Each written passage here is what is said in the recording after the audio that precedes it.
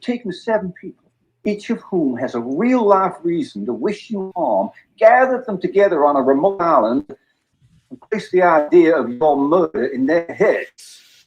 In 2019, Rian Johnson released a long-awaited murder mystery he wrote and directed called Knives Out. Rian had the idea after finishing his debut film Brick in 2005, which we previously covered.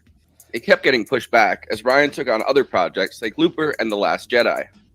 It starred Daniel Craig as Benoit Blanc, the world's greatest detective, who is called in to investigate the murder of a murder mystery novelist named Harlan Thrombey.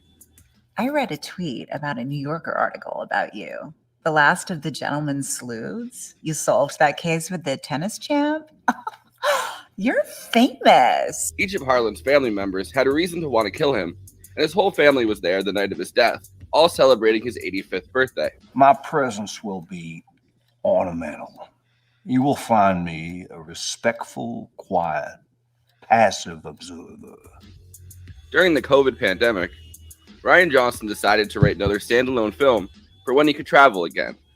Much like Agatha Christie's famous Hercule Poirot, Rian decided to include Benoit Blanc, but put him into a different standalone story. In November 2022, after premiering it at TIFF, Glass Onion, a Knives Out mystery, was released on Netflix. Rian, being a smart writer, set the story in Greece so he could go travel there on the film's dime. Edward Norton stars as Miles Braun, a billionaire tech CEO of the company Alpha, who's as ruthless as he is prone to use nonsense tech jargon. This entire day, The Predefinite Detective. a veritable minefield of malapropisms, The infraction point. and factual errors. Miles Braun is a parody of, well, definitely idiot who has fooled us all, Elon Musk. Look into the clear center of this glass onion. Miles Braun is an idiot. But also that disruptor Silicon Valley aesthetic. Because as it turns out, nobody wants you to break the system itself. That is what true disruption is.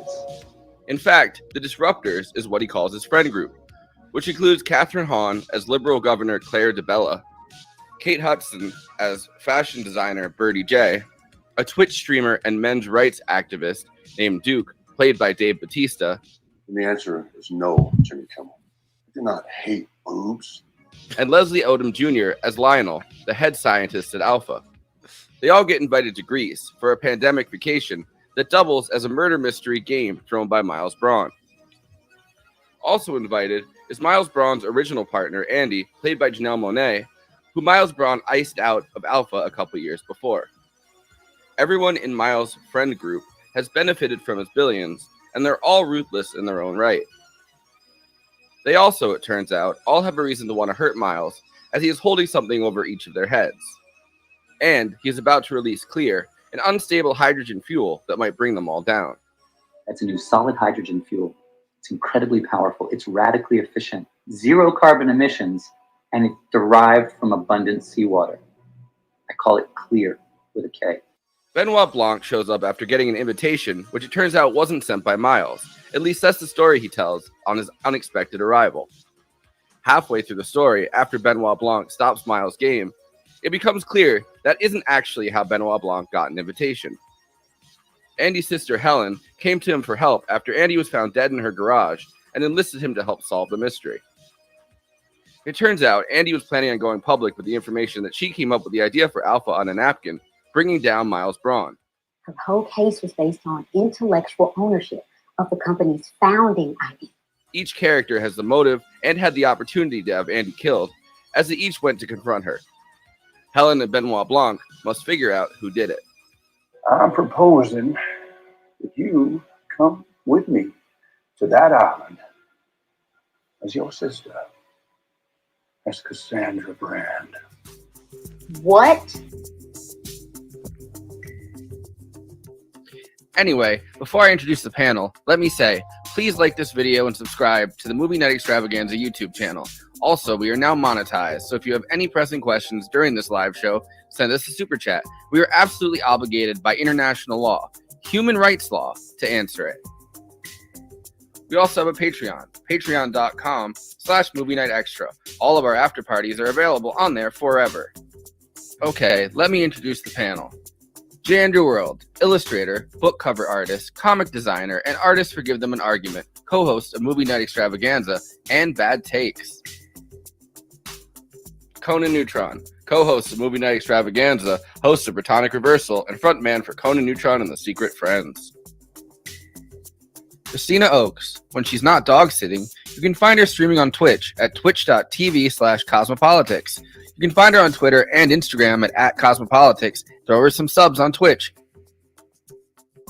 KT Baldassaro is an actress, director, and writer who wrote and co-directed and also starred in Girl in the Basement, along with appearing in quite a few horror movies.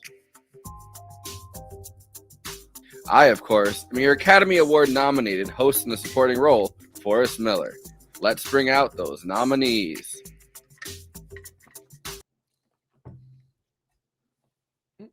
Let's bring out those nominees. Let's do it. I like that. It's just like, oh, there's just too many horror movies he's been in to mention. I just can't possibly. Yeah. Oh, I couldn't possibly. I couldn't possibly. KT, of course, will be with us momentarily. Hey, yeah, Oscar month, man. This is so. This is a lot of people are confused why it's in for best adapted screenplay. It's because it's a sequel.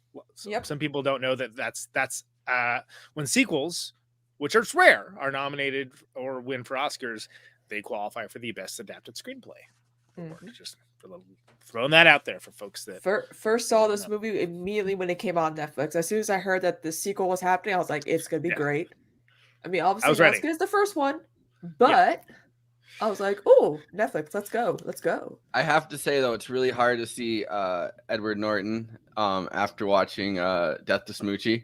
It's really hard to see him like talking about, oh, well, I made this, I made this out of abundant seawater, and with that voice, and it's like, oh my god, this screams fucking, Death to Smoochie. And you know what? Maybe Rainbow Randolph is the one who, R.I.P. to a legend. Yeah, Rainbow Randolph comes back from that's Robin Williams coming back from the dead. He comes back in the middle of this movie to finally got you guys.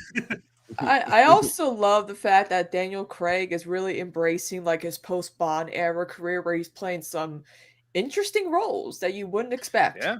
Really showing Like, off his like how versatile he is. He I think he kills it as Benoit Blanc even more than he does as Bond. Like he's he's kind of created that himself. Like he's created that character, created that accent. Like, oh, she's gone again. Every single like that's something that he's fully embodied, as opposed to like James Bond, where you're kind of just playing something that like everyone has played already. Well, he gets to put his own authorship on it, right? And like, yeah, he gets to eat it up a little bit. I mean, that accent, alone, not the least of which apparently his character is live-in partners with Hugh Grant, so that's okay. Yeah, live-in romantic partners. They did confirm that he is in fact gay, and I like that it's extremely subtle. Like I like that it's like, oh, they could be roommates or they could be like partners, and then afterwards it's like, no, they're partners. That's what I. Hugh Grant's just there for the pandemic, And I also like that it's another, one of like the most famous possible British actors. Like, exactly. Yeah, that it's not just like an actor. It's like, oh, it's Hugh Grant, who everyone knows who Hugh Grant is. Well, I think that one of the reasons that I was so excited, like Christina, to see this, and I saw it like right when it came out, is because I thought the first one was a blast. I thought it was a very fun movie, and like, are there things about it that are silly? Yes, of course. It's supposed to be comedic. People, but like I was very pumped because I was like, oh, that's awesome. And like again, I feel even more so now. If there's one of these every year, great. I'm in. I like the original one is kind of like one of those old money but like liberal kind of families, you know what I mean? Like it's definitely like they're in like fashion, they're into no wonder Elon Musk hated this one because it's about him. But it's like, yes. But this one takes aim at like the more conservative side of Silicon Valley. So I kind of find both of those things fascinating. Hey Marcos. Stevie, everyone's saying hello. All right. Good evening. Good evening. Also, too, you know what? Even though this is very reminiscent of like an Agatha Christie, it also reminds me of Clue because of the that's the first thing I thought of. Yeah, 100%, and like, I think this one more so too. Yeah, definitely this one. For I love that sure. they straight up reference it too, and he's like, "That's the dumbest game. I hate that game." Yeah. Well, and See How They Run, which also came out this year, which has Sam Rockwell and Saoirse Ronan from Lady Bird. Very good. And even if you think this is Agatha Christie style, I mean, Jesus, it's like, but they like definitely acknowledge that within that. And that one's good, but it's sort of like, oh yeah, this is like a little bit GoBot's version of Knives Out. Yeah, and I mean, so that as a compliment. I enjoyed it. I want to good play movie. this. Start kind of at a different place than we usually do. This is Rian Okay. Johnson talking about Agatha Christie, and Nice. I think this encapsulates some of why this works so well, as opposed to if he had just tried to remake like Murder on the Orient or something like the Orient Express, like I think you it know would've what I been mean? horrible. Like, Nobody Talk would have about watched boring it, film. and it would have been horrible. but I'm Other saying than like that, it was a great I idea. think they truly understand. I mean, Rian Johnson and Daniel Craig both what makes an Agatha Christie story work. Yeah. And then they've taken the parts of it that work, and taken out the parts that don't, especially like the name brand, which you don't need the name brand, right? Like you could do your own version of something like this. Right. But no, that I guess to me the thing that got me started on it was the murder mystery itself, like the whodunit. It's almost this perfectly engineered machine to engage with culture. It's a ensemble, and each one of the characters kind of represents a different slice of this little microcosm of this society. There's a power structure inherent in all of the suspects, and then there's somebody at the top who's everyone has like a motive to kill. It's basically this. It's almost like a gun that's made to fire a bullet, and meaning it has a purpose, which is to create a microcosm which can reflect society, which is what Christie was doing back in the day. Yeah, I think that's kind of the thing that Christie is so, her work I think is so enveloped in this fog of nostalgia at this point in culture, because we've spent years watching these adaptations, which are excellent and good and super fun, and I love them, but they're set in kind of the hazy past. And Christie wasn't doing that. She was writing to her culture. Her very first book, Mysterious Affair at Styles, when we meet Hastings, he's home from the front, from the Western Front, with an injury. That's why he's at this country house. And she wrote it in 1916. It's not like she was an incredibly political writer, but she was always engaging with what was happening in that moment in the culture, in where she was at. And the fact that this genre that's uniquely suited to do that had not been doing that for a long while, it got me very excited. The notion of what if we just unabashedly said, yeah, it's set in America right now, and we're going to just talk about it. I'm not going to worry about making it timeless. I'm just going to talk literally about whatever we're talking about in the moment. Yeah, so you've spoken also about how like murder mysteries are somewhat inherently about class, and that it is a vessel and sort of grappling to culture to some extent. I'll just leave that. Oh my god, we didn't need that. I'll just one. leave That's that. fine. I'll Yeah, just leave those are that. the I'll back. leave that. Oh my god. It's a way to be political. It's a way to engage with the politics of the moment without it being inherently political. Is that so your general feeling of this? Well, I don't know. Yeah, I guess so. It is still political, but I mean, it's not. I don't know. It's a way to. I mean, the other enjoyable thing about it, it's a way to engage with stuff that's happening right now in this comforting candy coating of a murder mystery. Yeah, and that's the other aspect of it. I love that candy coating. It's medicine not with the sugar pill. Well, it's not like that's a necessary evil to get some point across, because that's not what these movies are at all. It's like you love the whole package, and so it's and so the comforting aspect of it. I mean, that's the other interesting thing. If you read like analysis of murder mysteries and you think about the times when the murder mystery has kind of sprung up in the culture, the golden age of detective fiction in the 1930s, right?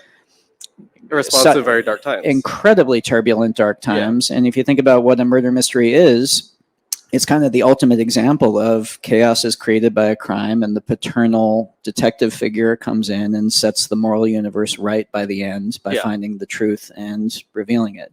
And you can see why that was appealing in the 30s. You can see why that is on the very fundamental, and you can argue about how healthy it is, how that's appealing right now, Indeed. I always appreciate how thoughtful Rian Johnson is about all this stuff, right? Like even in, I mean, the reason that people hated Last Jedi was that he was way too thoughtful about like the postmodern analysis of it, I think, and the ways that, you know, that the moral gray area of all of these characters could be explored, because it's boring just to do the Joseph Campbell style good and evil, you know, hero and villain, and people kind of just like, no, demolished that's it what for we that. want. Yeah. We want that. Stop. We don't want any new ones. I mean, he We did don't it want anything in the new. middle of the age of the Marvel movies, which I'm not saying that they're always, you know, they explore, but like, you know, people like a superhero right now specifically, rather than, you know, trying to find that moral gray area. I mean, prestige TV obviously is all about that moral gray area, but like, which is why things like The Boys aren't popular, sure. But I mean, I don't agree with that at all. But I see what you're saying. Like, it definitely, for that mythos and that fandom. Yeah, I'm talking about for that. I agree. Yeah. It was the wrong, like, even if it had come like a little earlier, I think it would have like probably hit better. But anyway, that's I'm talking about nerdy Star Wars fans that come to see Star Wars specifically, who because only want, and then like, so then you get like those fan service movies, like that first and third one of these new ones, which are just like, you're just giving people what they want, and that's I don't know, like, great. What's that? I said Rogue One was the well, best Rogue One to is come amazing, out obviously, yeah. But of the Rogue One recent is a films. different kind of film, like, and that's why it works. And I actually like Last Jedi quite a bit, which is obviously a very different discussion. But I think you're right, Forrest, that it like everybody saw that, but a lot of people like unfairly maligned it. So it's kind of cool that like he managed to. Well, first of all, the idea of it not being a straight up Agatha Christie thing, but like to build a new mythos, a new thing, but have it in that style. Where there's a new Benoit Blanc movie for this, and the idea that it wasn't even supposed to be like called, you know, they made him tag on a Knives Out mystery, right? It's supposed to just be like, you can figure it out. That's great, and which is what Agatha Christie and all these different that's you know, yeah, those are the vibes, absolutely, and I think even like the Pink Panther, which is obviously like a parody of, you know, those kinds of movies, right? Like the second one in the series is A Shot in the Dark, and they didn't put a Pink Panther, like, you know what I mean? So it's kind of fascinating that like all of these different you know, franchises that, well, I mean, these are like the early version of franchises, right? Like it's not really like a franchise in the way that we think about it, but you know, these are all kind of happening on a timeline that you're not even quite sure about. Like it could be, and it doesn't matter. Yeah. It doesn't. All you need to know is he's the greatest detective in the world, and he's going around solving mysteries. That's it. That's all you need to know. Boom. And then everyone's kind of like inept and like self-involved that he is around with. Are people gonna want like a prequel about like how he became? Like, I'm like, okay, we already did that with like Murder on the Orient Express with what's his face. Like he's already getting prequels. Like, but it'd be just I think the excuse less to you see know, more Daniel Craig. The less you know about him, I think the better. Yeah. Like I think finding out how he became the world's greatest detective, you'd be like, all right, well now it's kind of the mystery. He needs to be a mystery, right? Like he needs to be the mystery at the center of this glass onion that you never quite. This isn't like Breaking Bad and Better Call Saul. Not everyone needs an origin story. Like it doesn't really matter how he became like the greatest detective. He's just the greatest detective. We talked about this on Adventure Month, right? That like some of the most successful movies of that genre, just like, oh yeah, he's the best. You know, like The Escape from New York. Snake Plissken, he's amazing. Yeah, everyone knows. Paul Goodman is who you call after you get busted for the crime. After Benoit Blanc busts you, yeah, exactly. Well, and there's something to be said for that, and there's something to be said for not spoon feeding it to the audience in that way. And I think, and I like that Rian Johnson actually did not want Knives Out attached to the movie Glass Onion. Netflix just felt that was necessary. I didn't think it was necessary, frankly. Like, I mean, I think it would have been just fine. But like, I like that if you notice, it's never in the title card. Yeah, it just says Glass Onion, which I think is actually kind of cool because, like, okay, well, if you look at like, you know, okay, think of like things in terms of like the DVD box or the VHS box. I mean, you can put whatever you want on there. It's not in the movie. Yeah. Can we get can we pour one out for the one homie that that thought they were gonna watch a Beatles movie? Like a movie about the Beatles, and then was like, "This is nothing like that." I thought it was a spiritual sequel to what was the Across the Universe. Across the Universe thing. Yeah. I mean, it shows how much I thought of it. I bet some people were assuming that this would be like a different film starring, you know, Daniel Craig as a different type of character, but with like the same like essence of the original. But I'm like, no, he's playing the same character from the first one. It's just, you know, the adventures of, you know, Daniel Craig. like Like that's Benoit Blanc. but- yeah. Well, it's- and you can look at, I mean, even in like Sherlock Holmes, right? Like a lot of them, it starts out, he's kind of just hanging out at his house. I mean, he lives alone and does a lot of fucking drugs, including, he's coked out of his fucking gills all the fucking time, which is what you find out about Sherlock Holmes. And on a bunch of morphine, like you find out that just Sherlock Holmes is just wrecked on drugs all the time in between these cases. That's how he And solves the mystery. Well, and there's a certain tortuousness to being that astute and that adept at what you're doing that you have to numb yourself somewhat. And that actually, you see that within this with Benoit Blanc just kind of sitting in the bathtub. He's with the laptop on his little like laptop holder thing in the bathtub. That's amazing. It's And like then every single pretty much every single TV detective including Natasha Lyonne as Poker Face, which is awesome. Although I think Also she's listed as Natasha on there. She's not as Natasha, but like it's But will Rian Johnson they- also. Will Rian Johnson go back and change it like George Lucas did? I don't think so.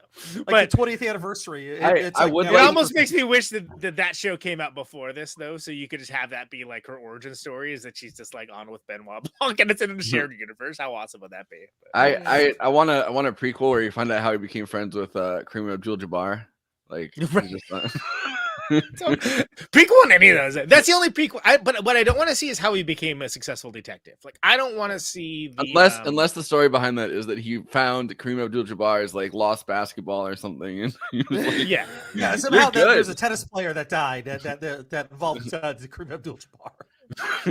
Like it would have to be pretty clever, because like that's what what's the actually, because all right, think about it. What was the first James Bond movie that Craig said? It was Casino Royale, right? If I remember right. Yes, pretty much the only good one he ever did, in my opinion. Is that the one with the ball torture, right? Like they're torturing his balls. I mean, he was great in all of them, but just the scripts weren't good. The thing I remember most is the ball torture. But like, I get it that like that only works because we've known that character for like generations, right? And like they even have told that exact story before. But like, I want it.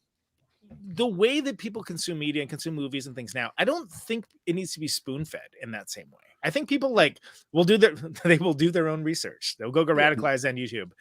But then you there are go people deep who into will Reddit. bitch about video essayists and like, oh, these films are not really that deep. I'm like, no, there's a I'm like, when you think about filmmaking, you got to have a framing device, a narrative, motivation. All these things, like those things matter. It's not like some people think, oh, this film doesn't have to be like there doesn't need to be a 40-minute video about a movie. I'm like, no, I keep them to a cool 10 so that I can I was gonna say there's nothing wrong with video essays or shows analyzed. I will say I saw someone on Letterboxd talking about Glass Onion that said it would have gotten a full half a star if they had dropped the title card right when the Glass Onion actually shows up, like 45 minutes in, which I'll be like, wow, that would have been some god tier stuff. Actually, that's a great point. Okay, can we talk about David Bautista, because he doesn't want to be The Rock. He is actually a phenomenal actor. He's great. Hey, KT, you want to talk about Dave Bautista? I completely switched out. Wait, can people hear me? Yes. Okay, I switched Welcome out back. the laptop, which BSD'd so freaking hard, so fucking fast. As soon as it was on the line, it was like, oh, go time? Yeah, I'm out. You're using those Edward Norton chips.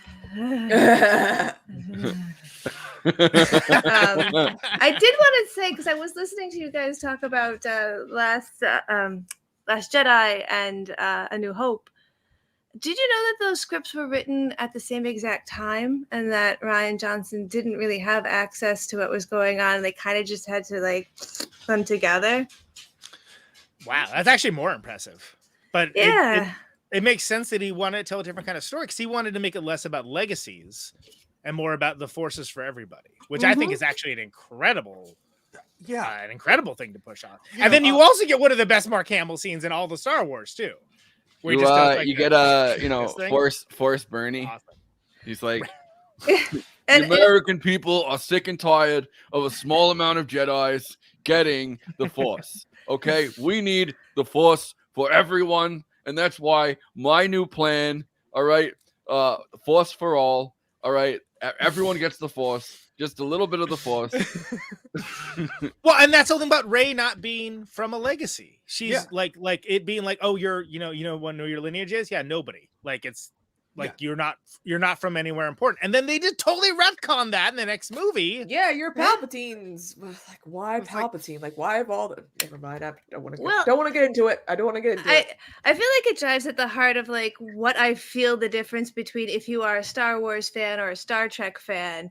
And it start to put a little bit of what I like about Star Trek into Star Wars, where we're like examining moral ambiguity. And maybe that's why some people were like, fuck yeah. And some other people were like, don't you dare taint my Star Wars. Yeah, because they're like, I don't want moral ambiguity. I want good guys and bad guys. And I want there to be gunplay. Take your goddamn hands off my Star Wars. You can touch my Star Wars when you take it from my cold, dead hands. Which Andor is just so fucking good. It truly is the best Star Wars thing ever. And I will fight anybody who disagrees with me. Force is with you. And also with you. Oh, the Force is over there. The Force is over there. Oh, I got my lightsaber. It's over here. Now it's under here. Yeah. Well, because there are people that crave it. Because the thing is, okay, so why is The Mandalorian great? Because it's a different kind of Star Wars. It's like The Good, Bad, and the Ugly, and like Lone Wolf and Cub, but in space. But it's also Star Wars, but it's out like way the hell away from like all of this other stuff. And so even though it's Star Wars, it exists in kind of its own world. And what people love about that is it's a different kind of Star Wars story. Ooh, and I think that works in a very major way. But it still stays in that space western, like you said, Lone Wolf. Like so, it feels like a flavor that's less offensive than I feel like Rian Johnson's one was, especially because he was actively trying to change it. He was actively being like, he was trying to open source democracy, the Force, and people were not down at all. Or some people were. I was. Ooh. I was. Who's more of a daddy, Pedro Pascal or Daniel Craig? That is, I mean, we're gonna have to really boil in on the definition of what is daddy. Perhaps one is daddy. But let's etymologically break that apart. Yeah.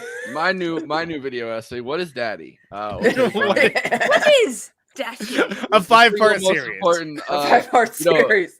The single most important cinematic question we've really come into over the last few years. You know what I mean? What is daddy? What does it truly mean to be daddy? People are asking more and more. Yeah, I mean, first it was henchmen, now it's daddies.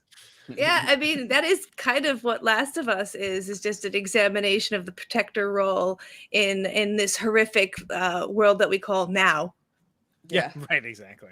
Well, so getting back to Benoit Blanc, I love the fact that we mentioned, KT, while you're joining up, we talked about how great it is that low-key they just drop, Hugh Grant's like his live-in like life partner, which is just like, okay, great, yeah, why not? Sure. And like when you see his video call and he's like, oh, he's on with all the rest of the greatest detectives in the world, and also Natasha Lyonne, but just as Natasha Lyonne, not as her role in Poker Face, unfortunately. But like, great. You know what that reminds me of? It reminds me of What We Do in the Shadows when all the vampire cows are come together, and then there's like Wesley Snipes. Right, exactly. Like he's just himself. Yeah. Like it's. I think that it's one of the reasons the self-awareness and the awareness of what people are going to find funny or interesting and like kind of want an Easter egg out of it is what makes these movies pop for a lot of people and what drives other people up the wall. But for me, I love it. I'm all for it. And I love the fact that they got Angela Lansbury because she's such a good friend of Sondheim's. And he was like, no, Angela will fucking do it, of course. Yeah, it's amazing. Like, yes, please. That's fantastic. And I love that. We mentioned this earlier on the group chat. I love that Rian Johnson's original conceit is that every movie he'd have a different accent. I wish that they had gone for that. How amazing would that be? I mean, like, it kind of depends on the accent, though. Like, no, it doesn't. It's because I mean, look. All right, look. Daniel Craig. I love his role as Benoit Blanc. Does he do a great Southern accent? It's a foghorn leghorn. I've lived in South Carolina basically for like 25 years, and I still can't do a good Southern accent. People are like, you don't sound like you're from the South, even though I'm originally from New Jersey. And I'm like, yeah, I did everything I could. I watched old Hollywood movies where they had the Mid-Atlantic accent. I watched a lot of gangster films, so I didn't have that accent. But they're like, well, do your best South Carolina accent. I'm like, okay, well, I mean, it's South hard. Carolina. Everyone's like, no, you can't do I'm it. streaming on the Twitch over there. Well, I say, let's solve this here mystery, boy. I do declare. They're like, wow, you've lived here your whole life and you can't even do a Southern accent. I'm like, nope, thank God. I say, we have to solve it, boy. Come on. No, he goes, I say, twitch.tv/cosmopolitics. See, y'all are talking too fast. You got to slow it down a little bit if y'all want to sound Southern. I never said I did a good one. I said his accent was ridiculous, and I love it. Yeah, well, you did fine.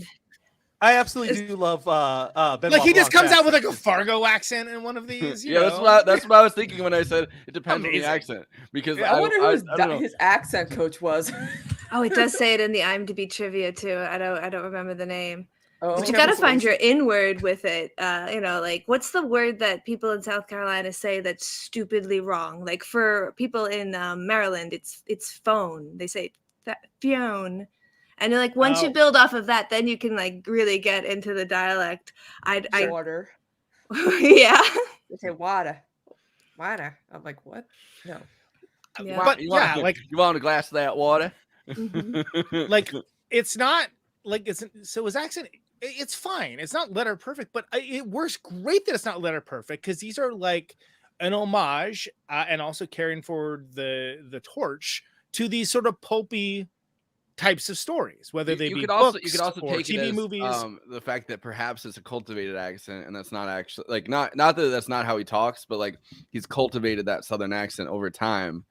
And the fact that it keeps getting kind of stronger, I think, throughout the movies, or like because it's a lot stronger in this one. I watched the original Knives Out last night, and his accent's a lot more dialed back in that one than it is in this one. And so you could think that maybe he's cultivating that accent, and that's not even like necessarily where he's from. And you know what I mean? That's almost part of the mystery. Maybe it's part of like all the his mysteries whole all over the motif. Deep South. Well, I think he uses it too, like Doctor Who. You know, like Doctor Who plays the buffoon. And doing that Southern accent makes him come across a little more buffoonish, so people don't take him so seriously and they let their guard down. I think that's like that'd be amazing if there was like a scene where he just shifted like straight to like his regular English accent and like, oh yeah, it's all just a front, like whoa, like that'd be incredible. Where did that come from? Or movie in or something. Back in the pub. He's getting more and more. He's getting more and more agitated, and he's like, like they're disturbing him, and he goes, slipping out. "I'm solving it! Oh, it's me, Mr. Benoit Blanc." I was saying to Conan when he first told me about that. What if they had done a different accent in each film? Like, I think it would have driven more to the point how comedic these are supposed to be. Like, what if he had a New York accent in one of those? People might be less of a pain in the ass about like, well, this is high art. Like, it's comedy. Exactly. It's well done, like well put together, well funded comedy with an all-star cast. And you know what? That's totally okay. And it's not saying this is like some great work of art that will be like the be all end all of filmmaking. No, it's a good time. Lay off. Yeah. So I do declare, I am in fact walking here. Imagine it was like more like a French accent considering his name. Yeah, right, exactly. Why does yours sound like Martin Luther King? I have a dream that one day they will fill all these potholes. Christina, I think you want to talk about Dave Bautista, which I love.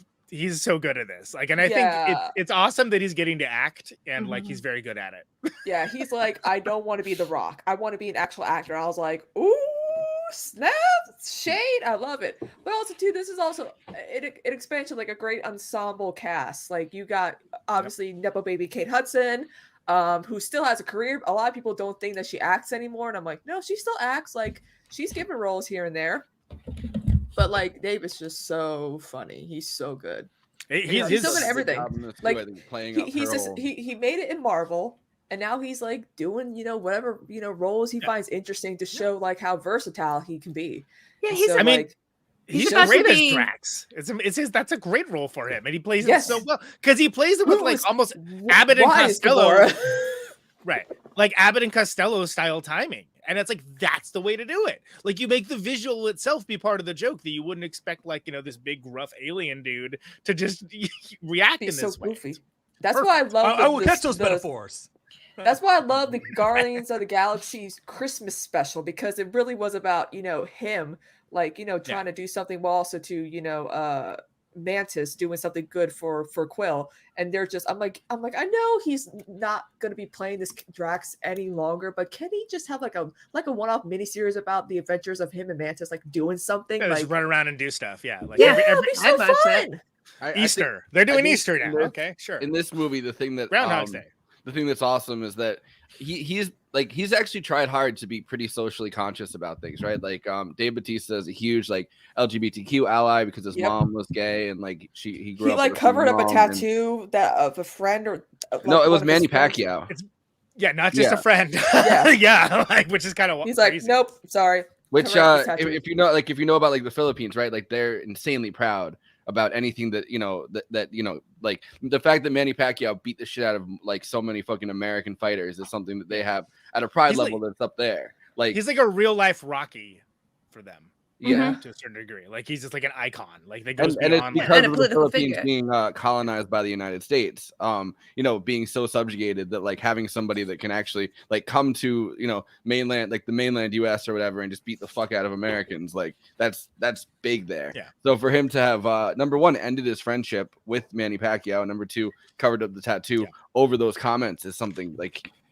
Yeah. I can't even imagine it because I'm not even someone that's like. That's Cuban why to- he's better than The Rock. Yeah, I mean, yeah, yes. And I also love the fact that like when he played Drax, a bunch of autistic kids like connected with his character. Sure. Because It's they're just representation. like, oh, he's just like us. Yeah. And he's just like, oh, okay, I'm an autistic icon now. And like started showing off his lunchbox collection. Yeah, so for him to Like Glenn does. in this film, right, play like the most douchey possible, like Alex Jones meets Andrew Tate style fucking Twitch streamer selling like What a combo. well, like that's kind of He's what like it is, hawking supplements and stuff. Yeah. Sure, it fits. Yeah. What the fuck and are you talking and I love about? I love the Trying to line where sell- it's like, "Hey Jimmy Kimmel, no, I do not hate boobs." Yeah, amazing. And you don't need to know all the backstory for that. You get it immediately, You right? know Yeah, everything. that's so great. KT, what I think do you want to jump in on any of Oh, that? I was gonna say, has anyone seen the trailer for his upcoming piece? I think that David Bautista is really jumping into this. Like, I'm gonna pick what I want to be in. I'm gonna be in ensemble, heavy pieces. It's the new M. Night Shyamalan. oh yeah. It's the adaptation of Knock at the Cabin at Cabin. the End of the Woods. What is it? Knock at the Cabin.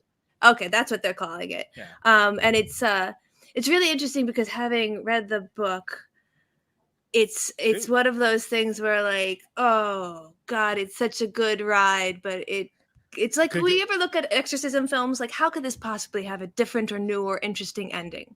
They're all gonna go the same way. But that's kind of this film. But it's such a good ride. I'm excited for David Bautista in this. It's M. Night, isn't it? Yeah. Yep. Yeah. Hit or Yeah. miss. Which He's- Eileen his- did not like I it. like. No, and her and I tend to be pretty aligned on And to things. set him up with concerned. something where I feel like the ending is a real shite piece of a good story is like, ooh, no, he gets in trouble for that all the time, but that's not actually his fault because this is the book. because this is adapted. Well, and I feel like he does. I think there's so many misses. Like that guy's had more at bats than anyone I can think of in like blockbuster history, right? But like, but he connects. It's great. When It's he's just good, that- he's very good. When he's It's like- bad, he's very Ugh. bad. I mean, if it was baseball, like, hey, look, if a third of your movies are great, you're doing awesome. It's just that's not how we think of it anymore. It's And I would like to I don't know. submit that I feel like maybe as a minority director, he gets a lot more criticism than some of his contemporary, directors that are putting out, just mediocre pieces. That's true. There's a lot of mediocrity out there. Yeah. Don't get me wrong. Mhm. I'm not bagging on him. I think it's more frustrating for me just because I like his good stuff so much Yeah. that when there's something that I don't like, I'm like, ugh. Like it Yeah. hurts a little more. It's you like know? when a band you're super into does a like experimental album and you're like, fuck, Radiohead, I love you, but why do I'm listening to computer noises? It's like when Queen did Hot Space. I'm like, what the fuck Yeah. is this? Yeah. Well, and there's certain using the same analogy, KT. I mean, I love Nick Cave and the Bad Seeds. I love, Nick Cave's, the template for like how I think of how to be an artist musically. I just can't listen to any of the last 4 records. I don't like them at all. Yeah, it happens. But I still say I love Nick Cave and the Bad Seeds, and I still like respect the art. I just don't want to listen to it. Yeah. I mean, personally, I mean, peace and love. Yeah. I can Well, think of there's a good reason why, but Yeah. Yeah, I mean, it's whatever. It's. I actually respect when somebody makes something that it's good, but it's not for me. I'm like, oh, that's not for me, but I appreciate the craftsmanship that went into that. Hot take. I feel that way about Scorsese films from the last 5 years. Loved him, but can't take it anymore.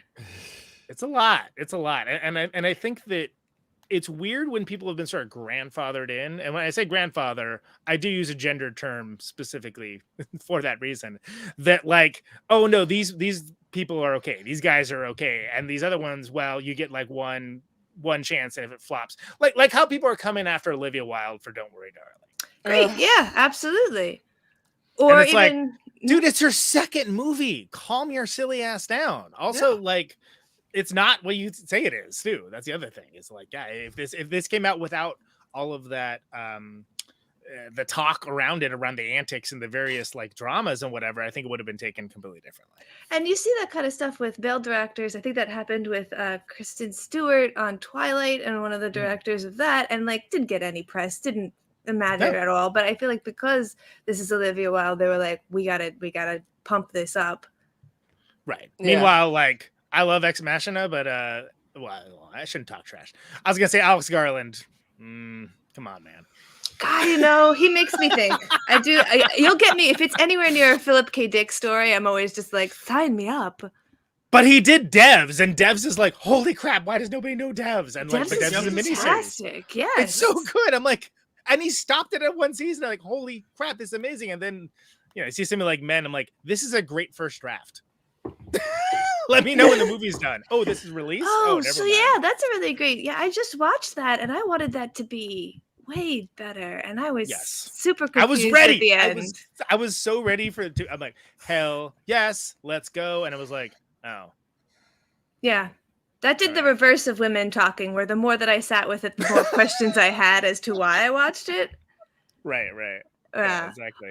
Although to circle back around to this concept of like male directors getting grandfathered in, and also we're talking about Oscar films. How do you guys feel about Fableman? Because I wonder why it's on the list. It's because it's Steven Spielberg. Yeah. Because it's a fine film. I like it. But if it was like just like some unknown director, I'd be like, who cares? Yeah, I haven't seen it yet, but also I hear Judd Hirsch is fantastic, and I love Judd Hirsch, so I'm very much looking forward to that. That scene is astounding in the way that the Ned Beatty scene in Network is astounding, and about the same amount of screen time, but in a very different way. Fableman's is in conversation because Hollywood loves an autobiographical tale, especially loves one about movies. Mm-hmm. And honestly, when's the last great Steven Spielberg movie? It's been a while. Think about it. Because remember, Ready Player One. No. That movie does not exist. His movies are also very nostalgic, and I think like we're all kind of nostalgia poisoned. And I just keep thinking of J.J. Abrams movies. I'm like, nope, that's Abrams. Yeah, nope, exactly. That's Abrams. No, that's Abrams. He kind of took over that role culturally for a while. But like, look, Close Encounters, Jaws, Raiders. I mean, like, Jesus Christ, like he's got an incredible back in like just some of the greatest big films in history, and a lot of it comes from a deep-seated familial trauma in a certain way that he misunderstood for most of his life. So because if you know all that going into it, then it's sort of like, oh, that's why Michelle Williams got a Best Actress award, I guess, or a nomination. Yeah, I mean, I only thought she was okay. It's nominated for a lot more than Judd Hirsch's performance, albeit quite good. But it checks all the boxes because it's someone that's been sort of out of favor for a while. It's about movie making. It's autobiographical. It checks all the various Oscar boxes. I like it. I like it I think it's like somewhere between 10 and 23 on my list. I can't even remember. But it's of the ones that I like, it's on the lower end of it. Yeah, I was surprised by how many nominations it got, I have to say. Got a lot. Yeah. And I mean, for me, the best part of it is David Lynch's John Ford. That's all I'm going to say for people that haven't seen it. It's worth watching just for that. Like, just watch the very end if you don't have the patience. But Knives Out, on the other hand, I think if there hadn't been, and I'm kind of glad we went over The Last Jedi discourse a little bit, at least on a broader level, because I think if it hadn't been for that Knives Out would have been it was a sort of like a sleeper builder hit in a way, and the fact that people would talk about it like, hey, there's this thing called Knives Out, it's great. I think it would have hit a lot harder if he was still didn't have that Rian Johnson versus the fandom, the guy who ruined Star Wars thing attached to him. Whether it's fair or not, that's the frame. And I think he has done remarkably well with making like 2 of these movies now that have their own universe that get to showcase an incredible ensemble of people. And honestly, if you think about it, center like awesome female characters who are not white too. Like, I mean, Ana de Armas and Janelle Monáe both like great, fantastic roles for them. It's kind of funny because they made him put the subtitle "A Knives Out Mystery" on Glass Onion, even though, like you're saying, Knives Out wasn't entirely received very well. It wasn't like it was some massive worldwide hit. It was a builder. People were like, hey, this thing called Knives Out. It's a lot of fun. All right, cool. Oh, it's that guy. Did you guys see this in the theater? Because it did that theater release concurrent with Netflix, or did you all see it in Netflix? Netflix. Netflix. I watched it like I think the hour it dropped, but I watched it today. Hey, good. Somebody's got real it. Fresh. Well, and I thought about going to the theater for it, but I didn't. Anyway, that's my story. There's just some, I mean, there's some films that are worth seeing in the theater, and I just feel like this one was like, you don't have to see it in the theater. It's not gonna be. When I think of like a movie to see in the theater, I think of like something that's like a big spectacular, and this Everything is like Everywhere All at Once. Avatar. Yes. No. And Titanic in 3D, man, that shit slapped. Although I do love watching drowning. a movie with an active crowd, such as that. Yeah. Oh, God. Exactly. Well, and I think there's some. Oh, go ahead. The amount of straight dudes that went to see Titanic and weren't there just to see Kate Winslet's boobs was phenomenal. I was like, damn, you dudes are really invested in this film. I feel like I want to just take a Venn diagram and be like, okay, raise your hand if you are also into My Little Ponies. I just for science. How do we feel about the length of Knives Out? Like the film length of it? Good? Too long? It's long, but it doesn't feel it, I don't think. Because like I said, today was my first time watching it. And I did actually have to stop to finish the artwork because well, we appreciate that. Thank you. Yeah. Yes. Because I was just kind of running behind. But but like it is like there's not a wasted moment in the film. Yeah. I feel like it's packed pretty tight. Like it's sort of like, what would you cut out? And there's things like the reveal of like, oh, who Janelle Monáe's character really is, where it's like, okay, you gotta have that bit showing like that backstory, or it doesn't feel like earned in a way. Like, and I like the boxes, like the boxes as like, the sort of like, oh, here's the thing you have to solve to get the invitation. Yeah, and of course, it's a bit like Hellraiser. Exactly. Very much, very much like Hellraiser. And at least this film doesn't drag. It doesn't feel like it's like. And I was gonna say, including when this like just break the box, and like that's the joke. Right? That's the punchline to the joke. Is like it's like, oh, you can just break the box, I guess too. And there were bits of it that I wanted more of. Like if they had given more of me or more of Dave Bautista's mom's character, she's great. You could give me a whole movie with that lady. Not that much older than Dave Bautista. Only 9 years older. Yeah, which is hilarious. I love Mom, I'm streaming. And she's like, yeah, you're streaming, but you better go in there and get it. And he's like, Mom, no. And I love how she knew all of the puzzles before he figured it out. She's like, God. And it's great comedy. And not only is that great comedy, but it also sets up like how basic Edward Norton's character is supposed to be. Yes. Now, is it too early to talk about the discourse around this movie and why people despised it from all sides? I think I have a great question for that. Like, why? It's a weird like Elon Musk. I understand because of course he's the butt of the joke. Yeah. The cul-de-sac, the sack of the bag, the ass of the bag. But like hardcore leftists are like, it's a movie about a bunch of rich people. Why should we care? I'm like, it's The entertainment. first one Shut the was fuck too, up. and the first one was great. Like, Yeah. And many of them die, so Yeah, that's the point. it's taking them down a peg. Are these the same people that watched Train Spotting and thought that it was like heroin chic? Like, Glorifying watch the heroin. damn movie. Yeah. I mean, come on, just that toilet alone doesn't really like And make even you the stop want to making go. heroin. didn't like it Stop because making it's like, heroin oh, fucking they're kinda stylish, talking because about us. then my heroin dealer is gonna start charging more money for it. Well, so I heard like a lot of the leftist critique is that it's very much a lib movie. Where I'm like, I don't see that, because you could I say saw that. liberals Okay, hate it. Catherine Hahn's character is very clearly like, I just saw someone. I can't remember exactly what it was. But basically, it was like, it's cool that Catherine Hahn is playing Ned Lamont, which is like deep pull unless you're from Connecticut. But I'm like, wow, that's actually Connecticut. pretty Perfect. good, pretty good. He also kind of reminds me of Gretchen Whitmire. Like, that's Yeah, kind of absolutely, absolutely. I yeah. mean, like, but I feel like, I don't know. It doesn't feel like it has like. I feel like everyone's kind of portrayed like the idiots that they are, except for Benoit Blanc and for Janelle Monáe's character, frankly. So this is reminding me of the discourse around Crash when it won Best Picture, and everyone freaking God. out about how like this is portraying a liberal person, like all these liberal people as bad. All of these, basically, it boiled down to everyone is racist in their own way. But the director was trying to say, the writer-director, that like, no, these are a farce. This is the farce of liberal height. And I think that maybe that, again, people are missing the tongue-in-cheek level to which all of the dialogue is delivered. What I was missing in Crash is a good story, because that movie was freaking terrible, if you ask I me. did not I enjoy it. absolutely Oh my God. despised it. And I the fact that skipped the fact that they gave that the best Instead picture of Oscar, Brokeback?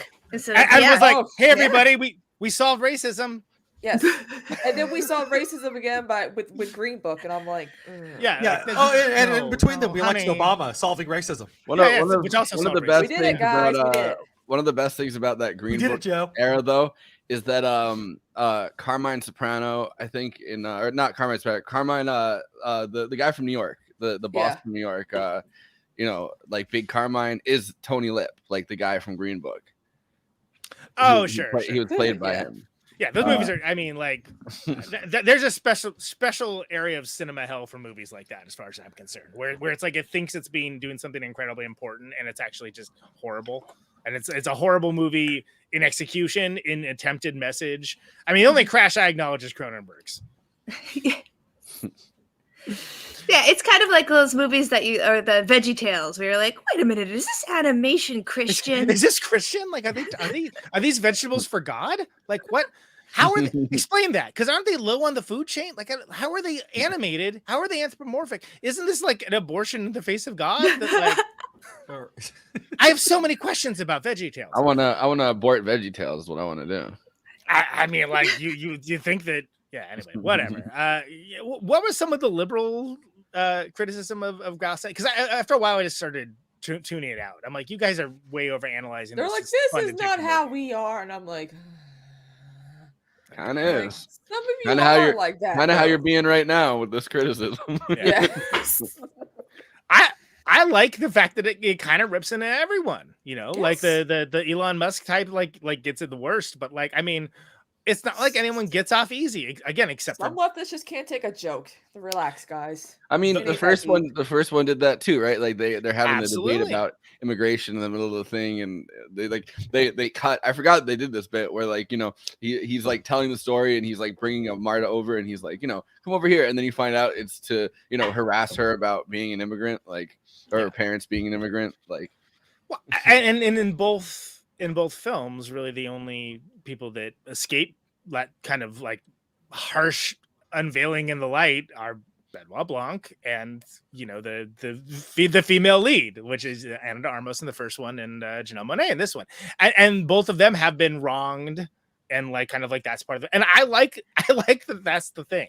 I think the housekeeper too kind of escaped a lot of that, but in the first one. But I think it was like working class solidarity there. Yeah, and those are liberal, moral grounds where like these are good characters to have succeed. So I feel like some people just maybe had the mirror held a little bit close and got a little knicker twisted. Like if you're especially seeing because- like liberal hypocrisy on the screen and you're a liberal hypocrite, I can see where maybe you'd be upset by it. Yeah, it's a good point. Well, and the conservative meltdown over it is 100% that it just took a flamethrower to them. You know what I mean? Like just the line where you know, I wrote it down, but then I don't have my notes in front of me. But the line where he's like, well, maybe actually when you know you think of yourself as a bold truth teller, but you have to be careful with that because you know, he's like a lot of times it's just, you know, being an asshole to people or whatever. Like that line, it's delivered perfectly, and you can see exactly where it would, you know, hit somebody like Ben Shapiro, or really anyone that, you know, does that media thing where they portray themselves as like, well, I'm saying something offensive, so I must be hitting on some bold truth that everybody understands. Is like, no, you might just be an asshole. Like you might just be offending. Everyone Like, hates you, like- and you're like just a all jerk. the turfs are like, you know, my pronouns are kiss my ass. I'm like, you know what, my pronouns are shut the fuck up, turf. Yeah. If you have to break in between your show to sell peritoneal wipes, you're not telling the truth. Speaking of which, I'd like to welcome a new sponsor. Dude wipes. I like Roseanne hate Barr that though so coming much. back.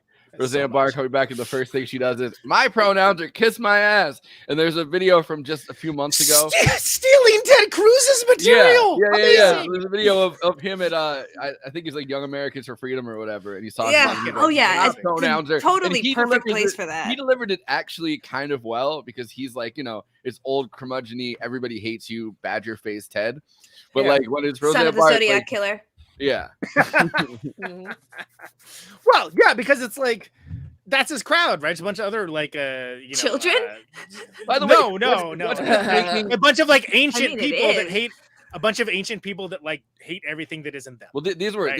these were like, you know, Young Americans. Like these were like, or it was Turning Point USA, one of those places that were like adolescents, but or like college kids or whatever. But what's with they make all the fucking Republicans now? Can we just not drop the lead that Roseanne Barr was stealing Ted Cruz's material? Because Yeah, that is the lead. what an incredible sentence that is. But what it like, but what's like they make all the Congress people that are Republicans now do stand up in front of these crowds, Yeah. and none of them are like good at it.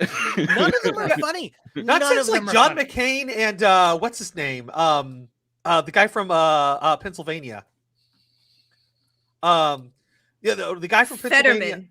No. There was a Santorum? Republican. No, it was like he was It's a ancient. big It was state, like a dude. million We only have years so much old. hours in the. Anyways, the bottom line is, there's actually video of him like standing in front of a brick wall, like in an actual comedy club, doing his routine, and like honestly, he wasn't half bad. I'm like, he missed his calling. Do you ever get, you know, a They big usually donor- hire people. a big envelope, probably. a big envelope full of cash from a lobbyist, and you're like, But no, you his know, timing was you're pretty like, good. You're I'm like, gonna- what am I maybe it supposed was to do? Arlen with this? Specter, maybe? You know, I'm You don't kinda want to hoping put it that in the the- bank just in case they look at it. You know what I'm I mean? kind of But hoping that the next sequel is more political. Like it'd be called Knives Out. Make it political. All of the Ballot- knives ballot- finally out. ballots out.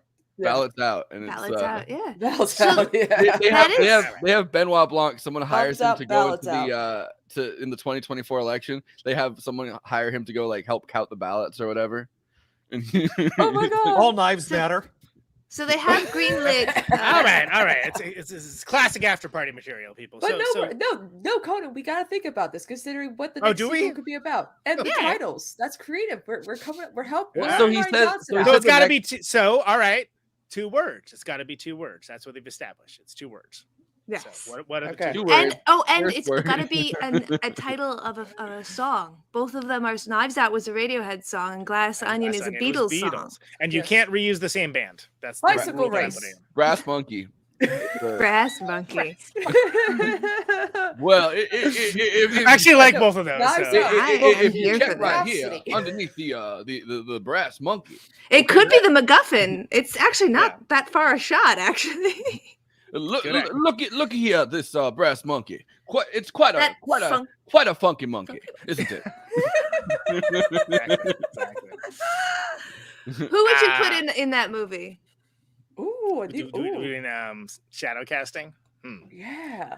How about has Sam Rockwell been in one of these yet? He should totally be. in one. No, No, but he but he should should. be. Yeah. He's That'd be great in great. that stuff. Brian I'll pick Cox. Sam Rockwell. I think Brian Cox could do really well in Yeah. Dan That's good. Stevens. Who else? We need some. Alan Cummings. We got to get some broads in here. Oh, Alan. Yes, Alan- you gotta broads. Yeah. Can you imagine Emma Watson doing one of these films? How about Michelle Yeoh?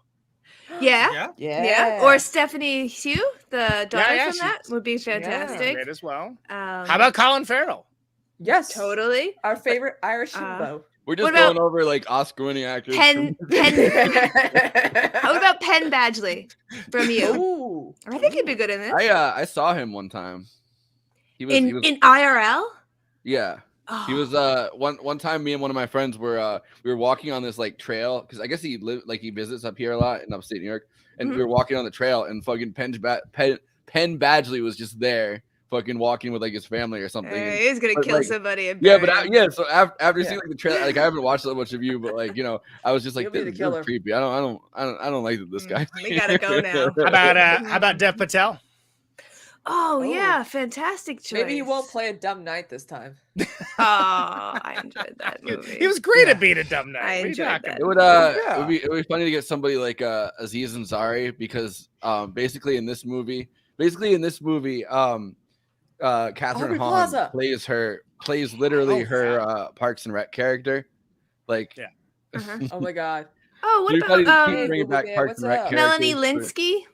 Yeah. who She's having a everyone moment suddenly right realizes is awesome. It's like Like she's always she's been awesome since Beautiful Creatures. Heavenly Creatures. Sorry, Heavenly Creatures. Snap correction. Randy Quaid. Yeah, fuck it. Okay, he could have a comeback.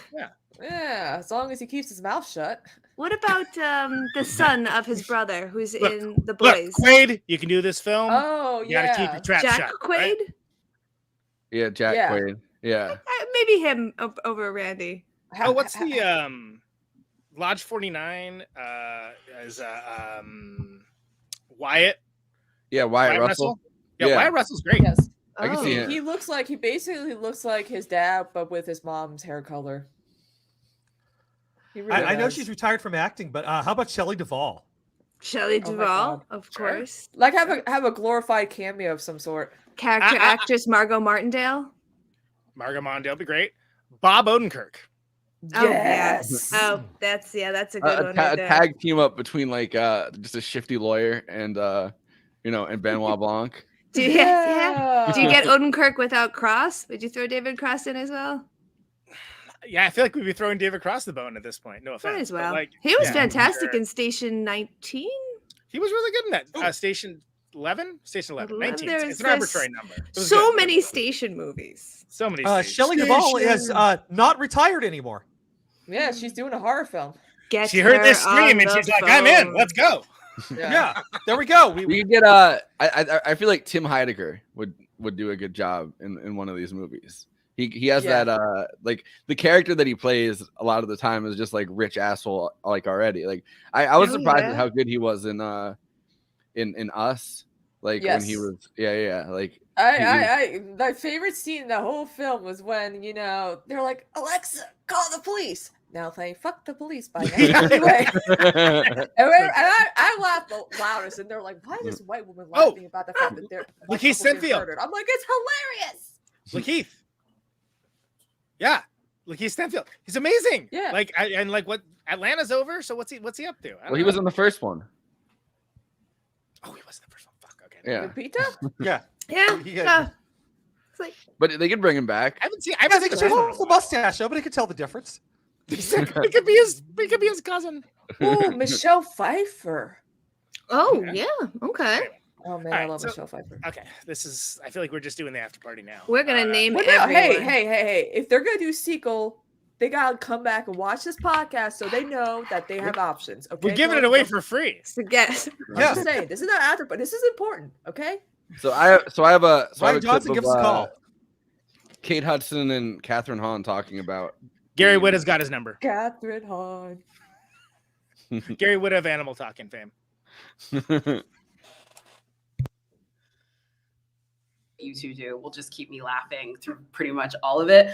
But I will say too, it's like with Ryan, with this particular one, these two characters, I love they put y'all together because y'all are in so ways exactly the same but polar opposites. Did y'all find that on set? Like, Kate, what about you? Because I feel like y'all bring an energy that is very similar, but like in this role, you guys are kind of playing on other sides of it. What did you feel about your two characters and how they sort of Well, like? it's funny you say that because, and this, well, we're related. We're related. Yes, Hans and Hans. Yeah. But we definitely do. There is there had been something, I don't want to do any spoilers, but like you're a politician. There's everything you say is very calculated and thought out. Yeah, there is like there is like an inverse thought process, and there had been stuff that was in there that like maybe is still baked in there that's not on the screen. But that there had been, of course, in the texture of it, that their relationship, of course, these are old friends. And then yours is like no filter. It's like the opposite of political. Yeah, that's right. But it's like but you might be picking up on stuff that is deeply baked in there. Yeah. Moon and sun, is that what you're gonna say? Yeah, moon and sun. Yes. And the jealousy that comes between the two.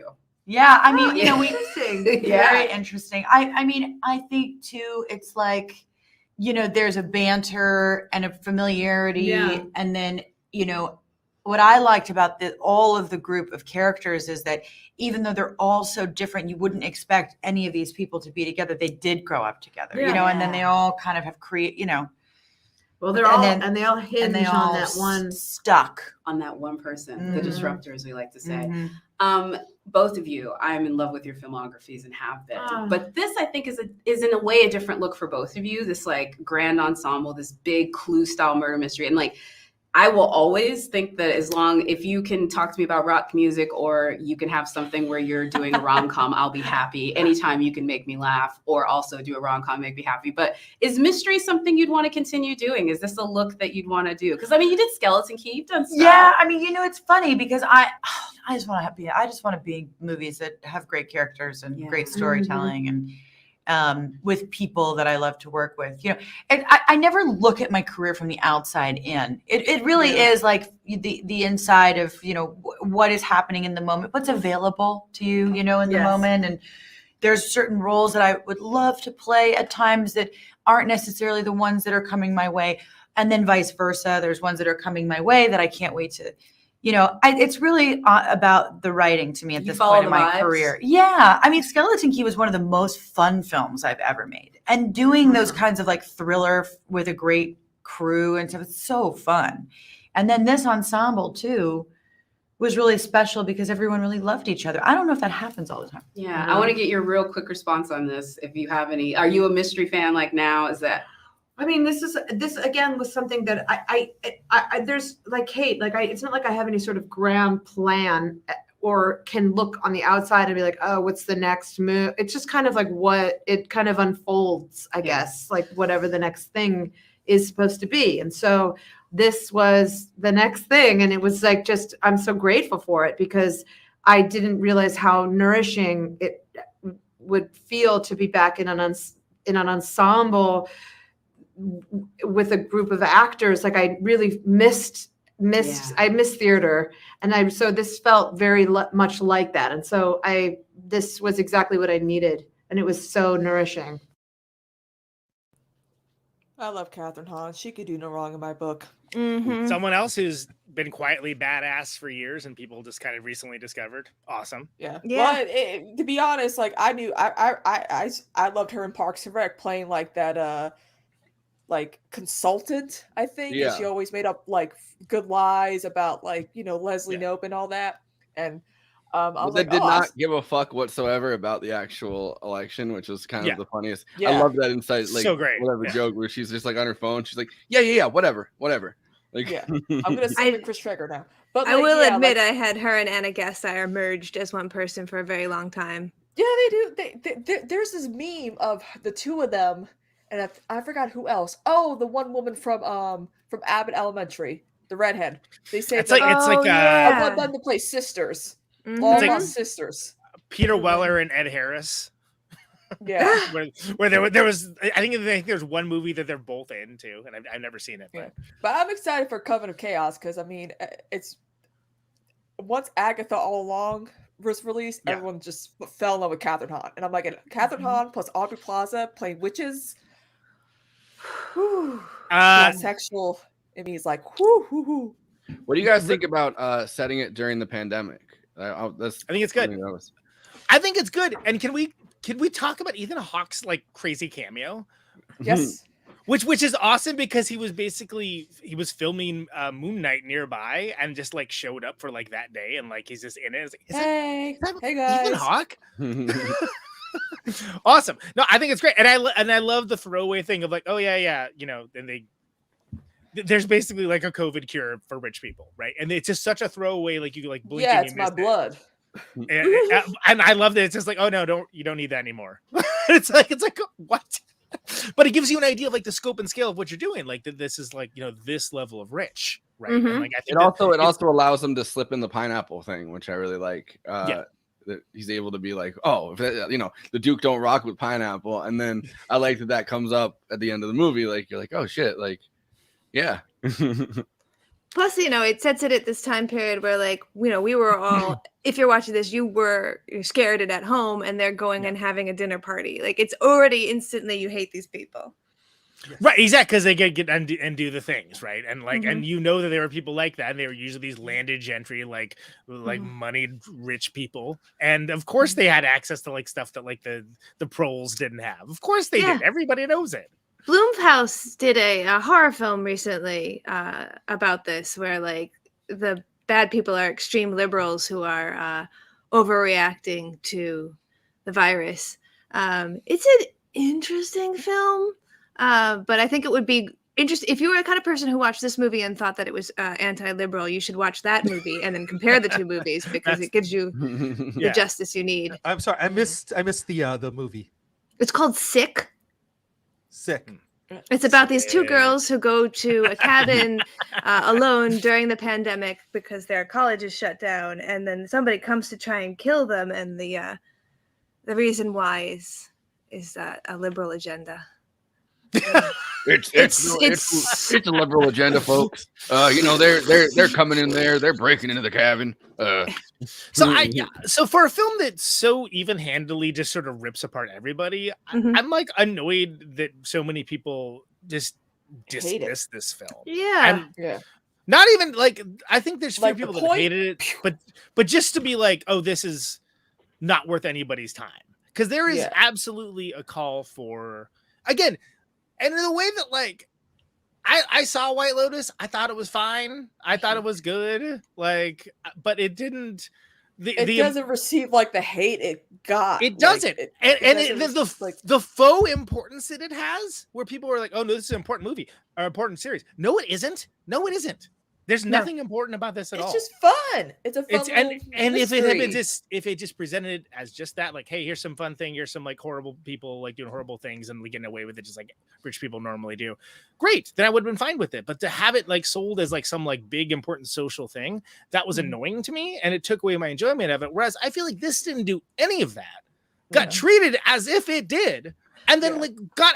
Seriously, it seems like every single like social circle of politics had some reason to like axe to grind against it, which maybe means it's doing something right. Which kind of makes sense when you look at it as you know, they really do tear everybody apart. Like they tear everybody apart. It's very even-handed. Like don't like you know some people just get so offended. Like when I think, like we can call ourselves out. Like there's a thing called self-awareness. Yeah. I might just be I have you know, that I might really bad. I might just be cool with it because there wasn't anybody like, you know, overtly leftist in it that I think really got torn apart. So yeah, I think the next one should have that. Why would that? Yeah, and if you put White Lotus next to this film, I think what's really missing is White Lotus uses so much Schadenfreude that like it feels pretentious, it feels uncomfortable. And how much are you laughing when you're just sitting there in this uncomfortable stink that you're told is comedy, versus this film, which had levels. Yeah. And it's actually funny too. That's the other thing. Yeah, so that's a good point, KT. Because like when White Lotus is funny, it's almost incidentally funny. It's like, oh, that's situationally funny. It's like, look at how shitty this person is, and they're rich. Right. Whereas Knives Out is like, Glass Onion, especially Knives Out, but like Glass Onion, like it's very funny. There's a lot of, again, the fact that like there's a cure for COVID and it's as a gag that's like a throwaway, like, you know, 10-second thing. Great. That's awesome. And they won't tell anyone what it like. Just they in won't case, tell like, anyone what it is, but they yeah. just give it to you, and then like fantastic. And this movie is full of stuff like that. Like I also think that they nailed like how Airplane pointless- style. They without being 100% nailed how pointless and stupid like tech jargon is. Like, I mean, Oh, like I've for like, you know, for the last couple of years, I've hated. I mean, I don't know if I've talked about it on the podcast. I hate the term disruptors because what the fuck? You're not disrupting anything, right? Like, it's the same hierarchy, it's the same centers of capital that you know, finance everything else. So like, oh, like the crypto does this. They're like, this is gonna disrupt the space. This is gonna really change things. You know, we've totally just. And it's like, no, you haven't. Banks are investing in it. Banks are the biggest fucking investors in crypto. Like that bullshit over and over again in these ideas where it's like, well, we can't really tell if this person is a genius or if they're an idiot because, you know, some of their ideas hit. Like, I love that shit. I love that this movie nails that like 100%. Because it's like Elon Musk just says shit and you're like, well, I mean, some of his ideas have worked. Not worked, but like some of his ideas have sold. You know what I mean? Like, so why not? You know, why not child plus NFT was one of them at the beginning. I know. I know. Oh yeah, I forgot about that. Yeah, I think another reason invested right in that. Like, another reason I heard people dislike this movie is that it was predictable. And while I somewhat agree with the level of predictability, depending on how much you were like super focused on finding the ending, I also think that Rian Johnson has a history of doing movies where like you know the ending and the story is the journey. He said he wanted to do with the new Poker Face. It's not a who done it, but a how done it. Yeah. And I think that maybe people are weird to kind of embrace that. Like, we know what's going to happen. Let's figure out how we got there.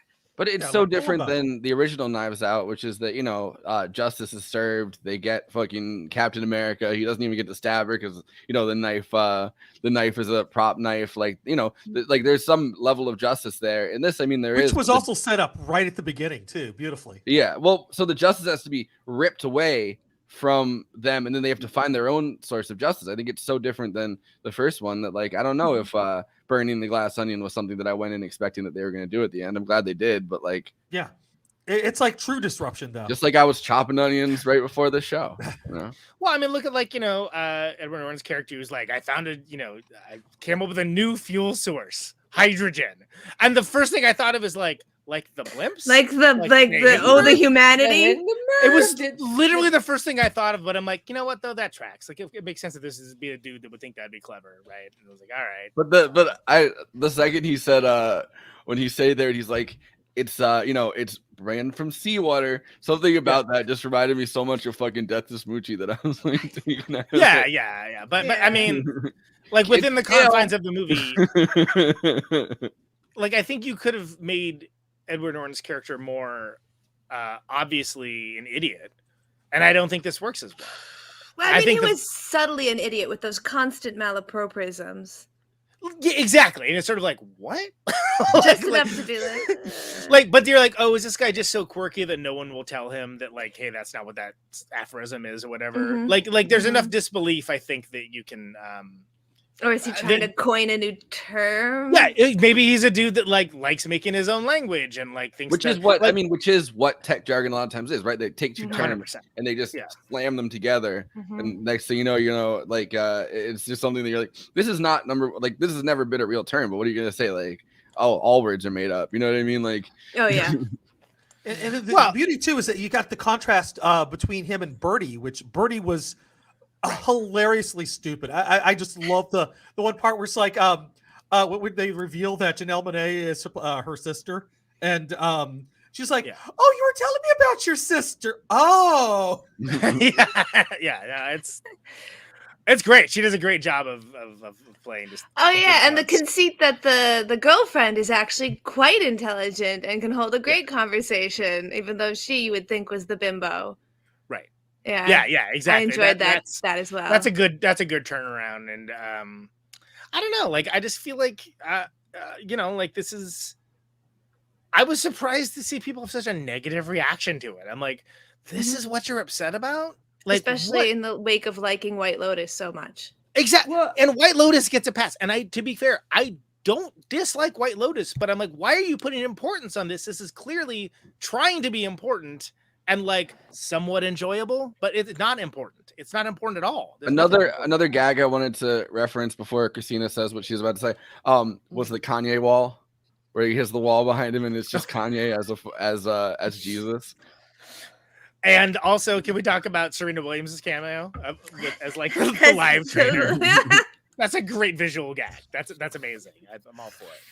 Well, also, I think that like we're getting to a point where it's like not, where it's like edgy to actually like hate something now. Like I'll use Snyder fanboys for instance. We've been at that point for like a decade, I think. Yeah, but it seems like it's just getting worse and worse and worse. And like if you like something, then your credibility goes out the door. But like whatever. Make fun of the Snyder fanboys. They still think that Suicide Squad is better than the Suicide Squad. And I'm like, no, it's not. It's objectively insane. I mean, like, yeah. You know what it is? We've taken like hipsters, which everyone was making fun of in like 2012, 2013, and just like allowed them to be an accepted thing. Yeah. Where it's like, because like for a while it was like, yo, these are like the worst people like hipsters fucking suck. Like it's that one guy that tells you he got into that band before you did, and like he always has to tell you that. Or like he's like, oh well, that band used to be good, but they fucking they suck now, they sold out. And it's like it's always like, oh well, it's some guy pretending to be like ahead of the culture, even though like he's just some guy. Like you know what I mean? Like, but now we've allowed kind of everybody to be that with like Twitter. Just enjoy things. Yeah. I mean, but we know when art sucks, and Suicide Squad sucks. Yes. Okay. Yeah, just enjoy things, except for Suicide Squad, which fucking sucks. Also, don't call it art. If we're hitting Snyder, quick, everyone talk at once. Also, don't call it art. Yeah. No, and I will actually make a soft defense of David Ayer, because I think he's an interesting director, but none of his films are good. Yeah. How many Fast and Furious films are we gonna get? Okay, I'm tired of it. It's been like what, 20 years? Another great example of it's enjoyable to watch these ridiculous shit shows. Yes. Like, just give me a big bowl of popcorn and I'm gonna sit here and laugh my ass off as that car goes through like 6 buildings into a helicopter because family. Well, we already came up with the idea though. The final Fast and the Furious has to be Fast and the Furious Air Bud, and they have to link up with Air Bud somehow. Which we established this. There's no rule that you couldn't do this, so I guess dogs are very much a part of family too. It was in the Argentina 1985 episode where we established canonically how many Air Bud films there are. Spoiler alert, a lot more than you think so. Oh yeah, no, John There's Oliver so does many. a real deep dive into the concept of the Air Bud series and how it is culturally dangerous to allow things to happen simply because there are not rules against it. It's worth your time watching. I guess stay tuned. Yeah, for Air Bud 75, Fast and the Furious with John Oliver. Yeah. But I think the Air Bud rule is that's up John there. Oliver saying family. The Air Bud rule is up there with the Bad Lieutenant scale for policing in movies, which I hope to bring back when we have RoboCop on with Slim. We can finally establish what the Bad Lieutenant. We're having RoboCop on. We're having Peter Weller on. This is what happens when I try to get things out quickly. Wait, what? We're doing RoboCop on this show. So who are you getting? Peter Weller? No. Okay, because I was about to lose my shit. I love Peter Weller. Somebody that's in the orbit. Oh my god. Yeah. Somebody in the orbit of the show actually has Peter Weller's phone number and has had him on a guest on his show, and he's currently streaming right now, so he's not watching this. So you guys you should listen to the Unspooled about RoboCop. Get yourself a deep dive into some very interesting facts about the making of it. It's one of my favorite movies, so I'm very excited for that one. Yeah. But we may or may not get the actual RoboCop, but it's not going to be on the episode of RoboCop. But. So wielding back to Glass Onion. Do you want one more clip? Yeah, let's do it. Let's lay into it. So this is one where Edward Norton and Janelle Monáe talk about their friendship, which Janelle Monáe killed it in this, and I definitely want to talk about that. She's great. She's really good. Has she acted a lot? I feel like I haven't seen her acting much. She's actually she was in Stargate.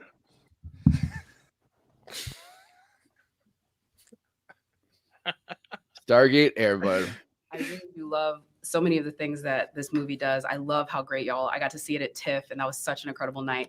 But then I found out something that made me a little mad, and I'm just gonna say it. Apparently, y'all did a duet of David Bowie that didn't make it, and like I really like Ryan, but I was ready to fight him when I found that out. Like, so just tell me about that moment so I can visualize it in my brain. Everything. We were in Belgrade, Serbia. We had been talking about when it was good between our characters, when the friendship was formed and the partnership was formed that led to the company, that led to the breakup.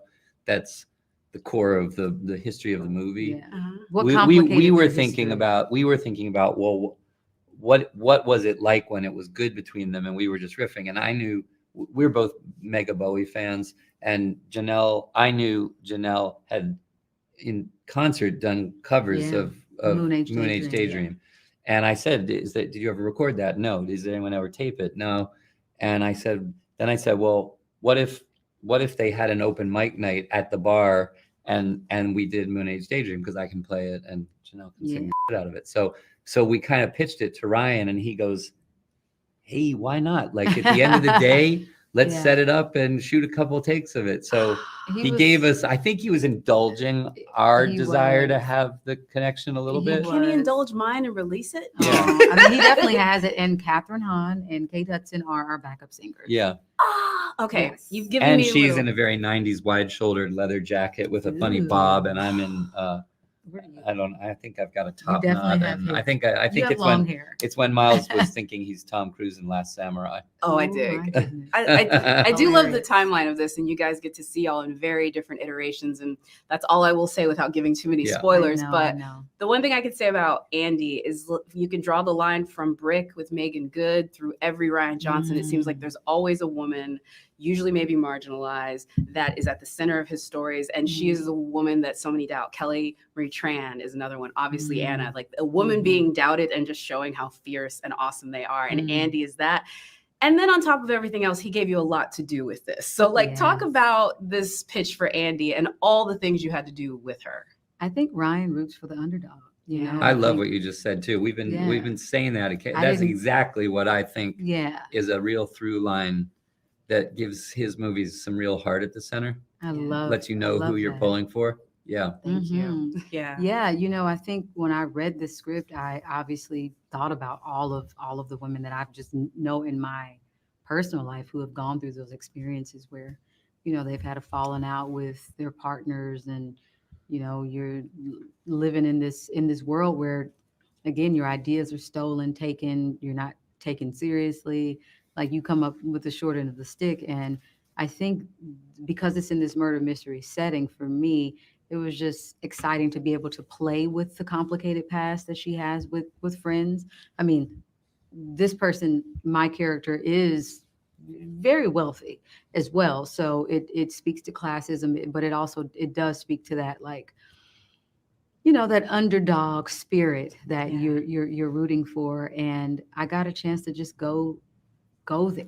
You know, I got a chance to play. I got a chance to tap into different corners that I hadn't done. I mean, comedy, you know, there is lots of humor in this. My character is funny as hell. Sis, lots of action. There's lots of drama, the emotional deep. Like, I'm thankful for every role I've done up to date, because I don't think I would have been as prepared. You know what I mean? Yeah, I totally forgot she was in Hidden Figures, which I loved, by the way. Hidden Figures was amazing. Wild, underrated movie for that year. Yeah, she's great in this, and I like that she made the sort of same observations we talked about earlier in the show, right? That's like, it's kind of like the thing for these movies is it's who's centered in it. Well, it's not necessarily the Jordan Peterson crowd, and I love that. I think that's awesome. And again, that's there's worse things to be known for sure. And maybe he definitely likes to center marginalized people. He definitely likes to center, you know, like actors that you wouldn't necessarily put into those roles if you're, you know, like another, you know, straight cis white guy that's directing a movie that, you know, is more conventional, I guess. And I think that's what, you know, that's what makes him stick out. And you can see it from the very beginning, right? With that with the role they point out in Brick. I forget what she was named in Brick, but Yeah, I mean it's you know, hey, again, there's worse things to be known for. And I love the fact like having Catherine Hahn, right? Again, who everyone just recently discovered was fantastic, which is great. I mean, that's awesome. She's always been great. It's like it's how I feel about Andrea Riseborough's Oscar nomination. She's great. Have you seen Mandy? She's great. You know, like it's and to stand out in a movie like Mandy. Yeah. I mean, Jesus Christ. Like she's memorable in a way that's like, wow, there's a lot going on in that film, and a lot of it's very distracted. Like that's awesome. And I love very much that these are ensembles. And I think there's not a lot of. I feel like there used to be more of these kinds of things, but like hey, let's get a bunch of like cool, talented people you like seeing on screen together, and they'll like be what the chat was pretty people and clever dialogue. Yeah, it's like how you get all these people together. Well, ensemble casting still needs ensemble writing, and that's where a lot of this stuff fails. Is this works because every single character gets a really juicy role with good monologues and background and motive, and you can say that these actors got to fulfill them all the way. And why is that so rare these days? I don't know. I mean, feel because all these like movies are too long. I know that much. I feel like that genre of film kind of peaks for a little bit with It's a Mad, Mad, Mad, Mad World.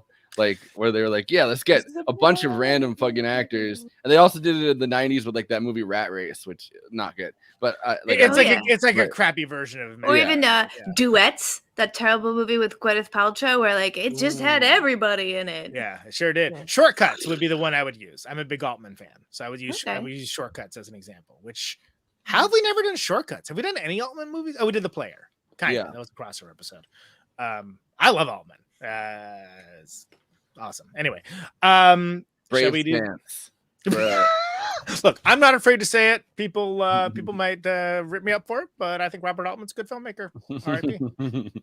But Shortcuts is a perfect example. Magnolia, maybe. I guess Magnolia. Yeah, and you know what? I was really getting Tom Cruise Magnolia vibes off of Edward Norton in this more than Last Samurai, especially with the hair like that. Totally. That's that's awesome. And well, the last thing I'll say for Mr. Cruise, I love. It wasn't an episode I was on before I was on a regular in the show, but like Tropic Thunder, his role is yeah. I didn't even know that was him at first. And and apparently based off a real dude, which is even more hilarious. But like that Les Grossman character, like the first time I watched, it took me till the end of the movie, I think, and I was like, oh shit, that's Tom Cruise. Exactly, because he's so good. You're like, yeah. Without the ability to make fun of yourself once you reach that level of stardom, I think, like, he's basically playing like Harvey Weinstein almost. Like in that. He's like Alec Baldwin did that very well when he did 30 Rock. To a lesser degree, Betty White has done that. Like you just have to become a farce of yourself. Well, and it works out well. I mean, Edge of Tomorrow, which we've also covered in the show, I feel is a really underrated film, especially in the genre, mostly kind of done harm by the title. But like Emily Blunt's just like is basically the lead, and like he's like the fuck up, and that's great. And then like it turns around, but like what a great turnaround for someone that's like one of the great leading men of his times, etc. Anyway, why are we talking about Tom Cruise? Whatever. He's gonna be in Glass Onion 2. It could be. I would love it if he was in Knives Out 3, actually, Andy. I think it would be, right? Yeah. But he was playing something along the lines of his character in Tropic Thunder, where it's like, that's Tom Cruise? Like that kind of or if he's playing a little bit against type, like in what is it?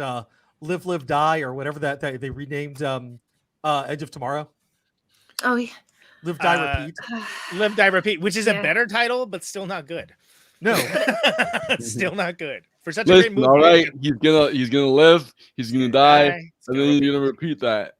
But these actors get jammed into these roles so consistently that like I can see why when they can get free and play something like in Tropic Thunder, they just go full force for it.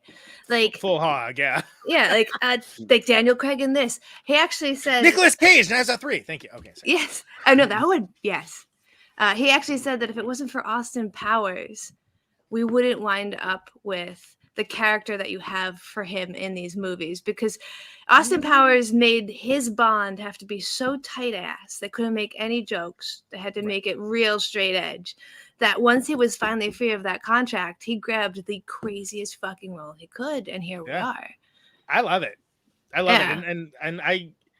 It's crazy because I like Daniel Craig's Bond a lot, but I don't like those films very much. But I think he's good in it, but it's very clearly not what he wants to do, too, which is hilarious. And like, so then it becomes like, I It's don't a know, there's waste of his something- talent, it feels. Exactly. He's an actor. He's an actor. He's, Yeah. you know, He's not like a an watch model. Precisely. And like, there's plenty of people that like, you know, do a great job of, you know, get Frank Grillo. He can be Bond. Sure. Dude, I was.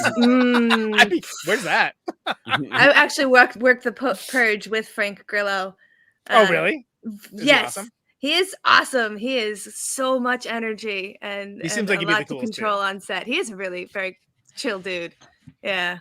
Speaking He'd of be a time good lap Bond. movies, there was that was a Boss Level, right, Andy? That was an underrated featuring Frank Grillo. That's like, you know, Absolutely. lived I think there, they should get. I think they should get Dave Bautista in there to play James Bond. He already was in a Bond film.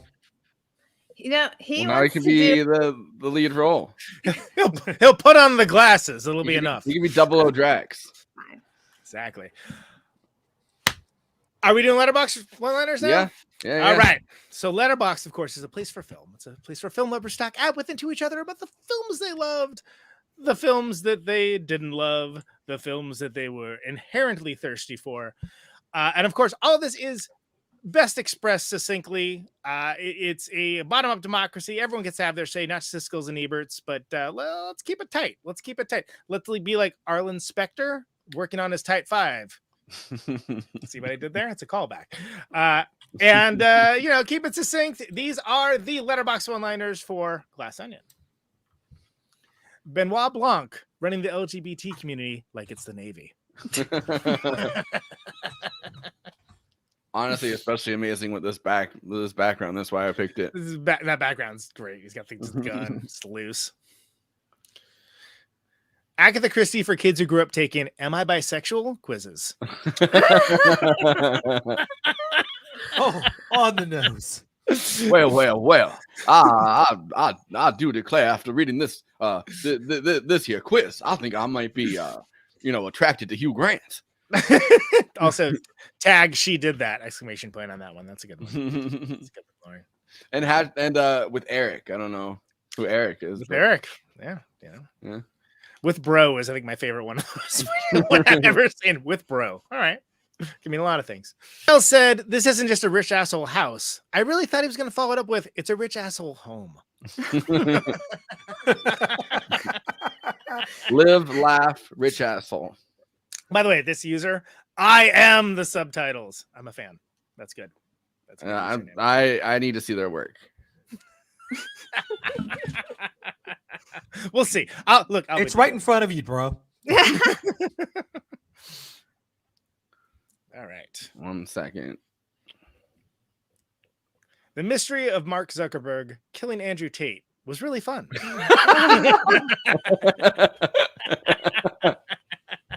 Wow. That one got my high pitched laugh. Yeah. It's good. I kind of tune out sometimes when I'm doing these, so that one took me by surprise. Yeah. It's a good bit. It's a good bit. Good on you, Hala. I could recognize Ethan Hawke's grubby little ponytail anywhere. Yeah. I love Ethan Hawke, man. Ethan Hawke's great. Oh Yes. yeah. He lives right here in New Paltz, New York. He did for a while. That's my dad. information I don't know. My dad took a yoga class with like Uma Thurman when they lived here. Get him on the show. I was gonna say that doesn't sound like it would suck. I'd rather drink gasoline right from the nozzle than Jared Leto's hard kombucha. I forgot about. I think I tuned out that bit on purpose. Like I think my brain was like, yeah. Jared Leto's hard kombucha. Like I'm not. That's not what we're here for. It's the perfect. Well, it's one of the perfect celebrity product things though that Again, everybody gets it in this. Like, what the hell, man? I thought that they were going to use that because I used to work at Whole Foods, and every once in a while, the kombucha, which ferments, would explode in those glass jars, and it would sound like a gun going off. So, KT, you're saying you thought it was Chekhov's kombucha? I thought they were going to check off kombucha. Exactly. I bet you they got the idea from the story I heard once about Denzel Washington doing fences on stage, and he accidentally bought fermented kombucha, and everybody got like sloshed before a show. Yeah. No, it wasn't that. Aw. It's terrifying to witness a billionaire entrepreneur hold people captive to his whims, even when he demonstrates he is a complete moron and not suitable to lead a marching band, let alone humanity into the future. Anyway, enough about what's happening on Twitter right now. Glass Onion was a fun romp.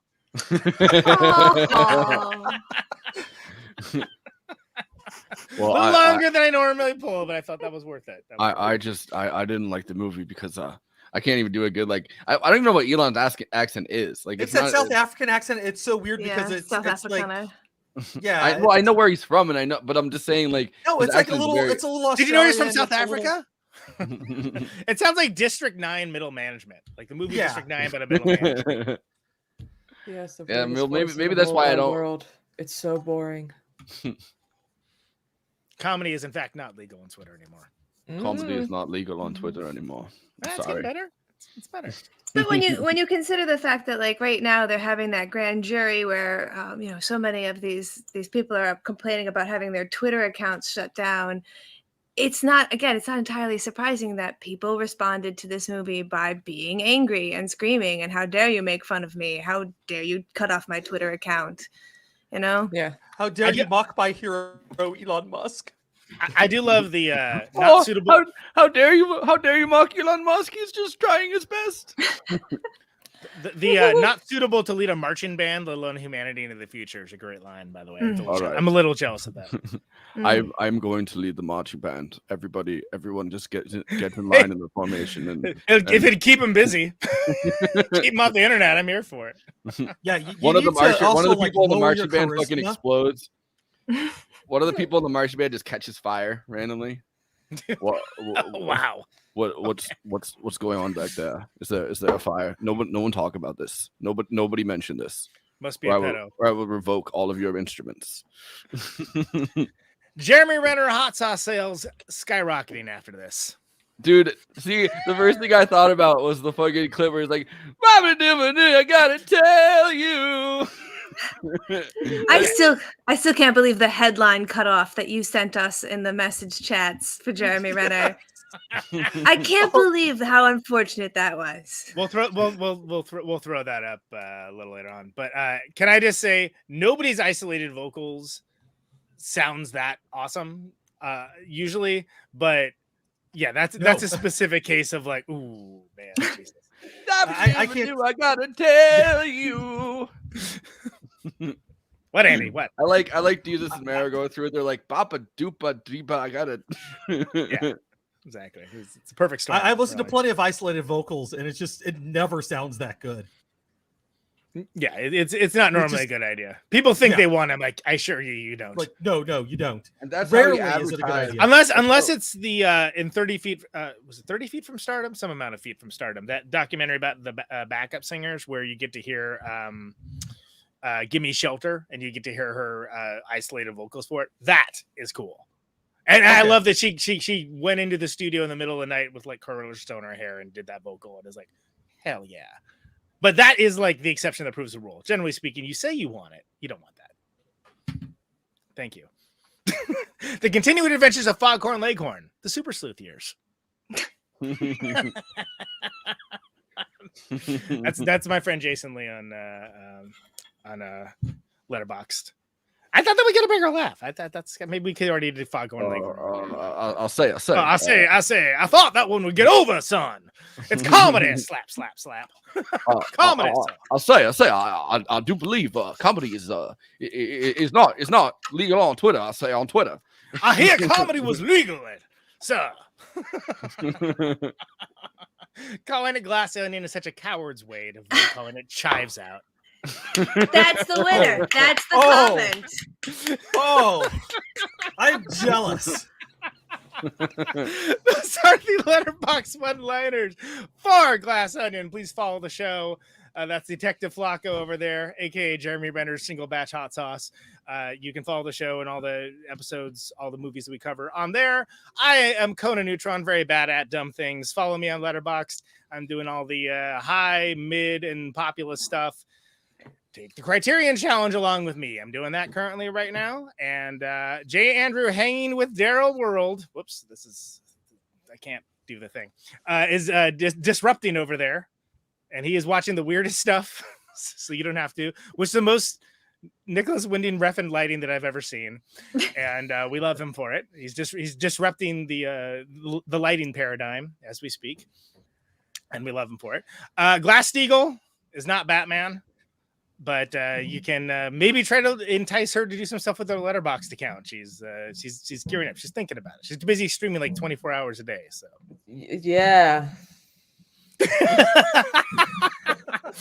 People have been asking more and more about what Cosmopolitics is up to, and specifically about your Letterboxd. Oh, good. Well, sorry. What a reaction! Amazing. KT, I forget. Are you a Letterboxd user on there? I am in the exact emotional space that you are in about Letterboxd, where I'm like Letterboxd curious, but also like Letterboxd curious. If I spread myself any thinner, I'm literally gonna wind up going at the camera, like butter over too much toast. That's an I can't believe I managed to find time to watch the movies we go over for this podcast. No, this show is busy. I get it. I get it. We're Anyway, gonna move it down to once a week Eventually. in March, right? Like, yeah, that's the idea. I did want to give a shout out to something that my friend is doing that is really, really interesting. He's kickstarting the second season of a podcast that he does called the Starwell Foundation. It's basically like Make-A-Wish, but in a universe where superheroes are real. And so they have this Make-A-Wish Foundation, and suddenly some of the children start wishing to, instead of meeting superheroes, meet supervillains.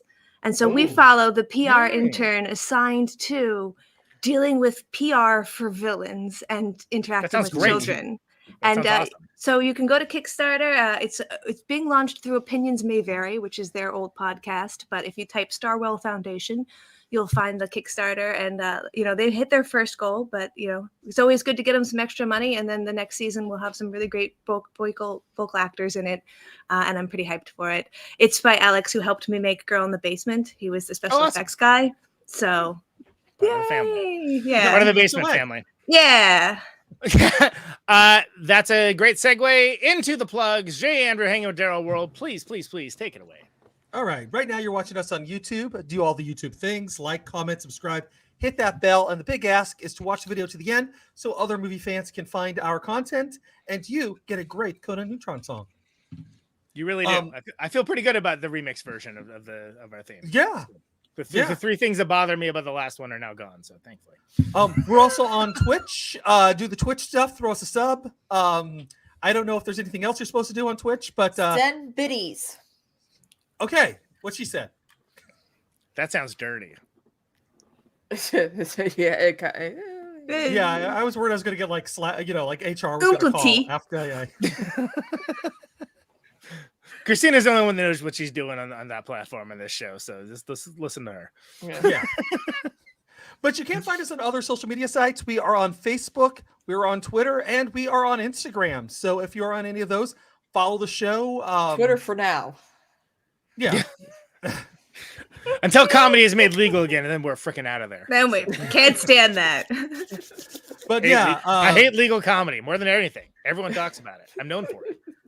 Find us on there. Ask us questions. We would love to talk to you out there. We do have a Twitter community where I put up polls. Where we share like stupid things or just recently. Oh, we do, huh? Okay. I share stupid things. But yeah, you can find lots of fun stuff there if you want to join us. And like I said, come join us in a dying medium everyone hates. Yeah, but no, it's a nice. If you're on there, there's a nice corner in it. Yes, that's all.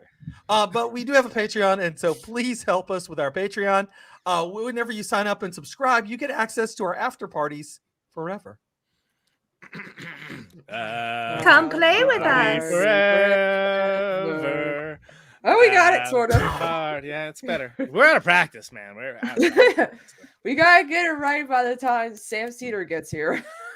Maybe I'll just record it. We can just throw it on. Baby. Yeah, record it. That'll be the theme song. Like, instead of using like the regular movie night extravaganza, we can use, when we do the after parties, have After Party Forever be the theme song for it. Oh, okay. See. Okay.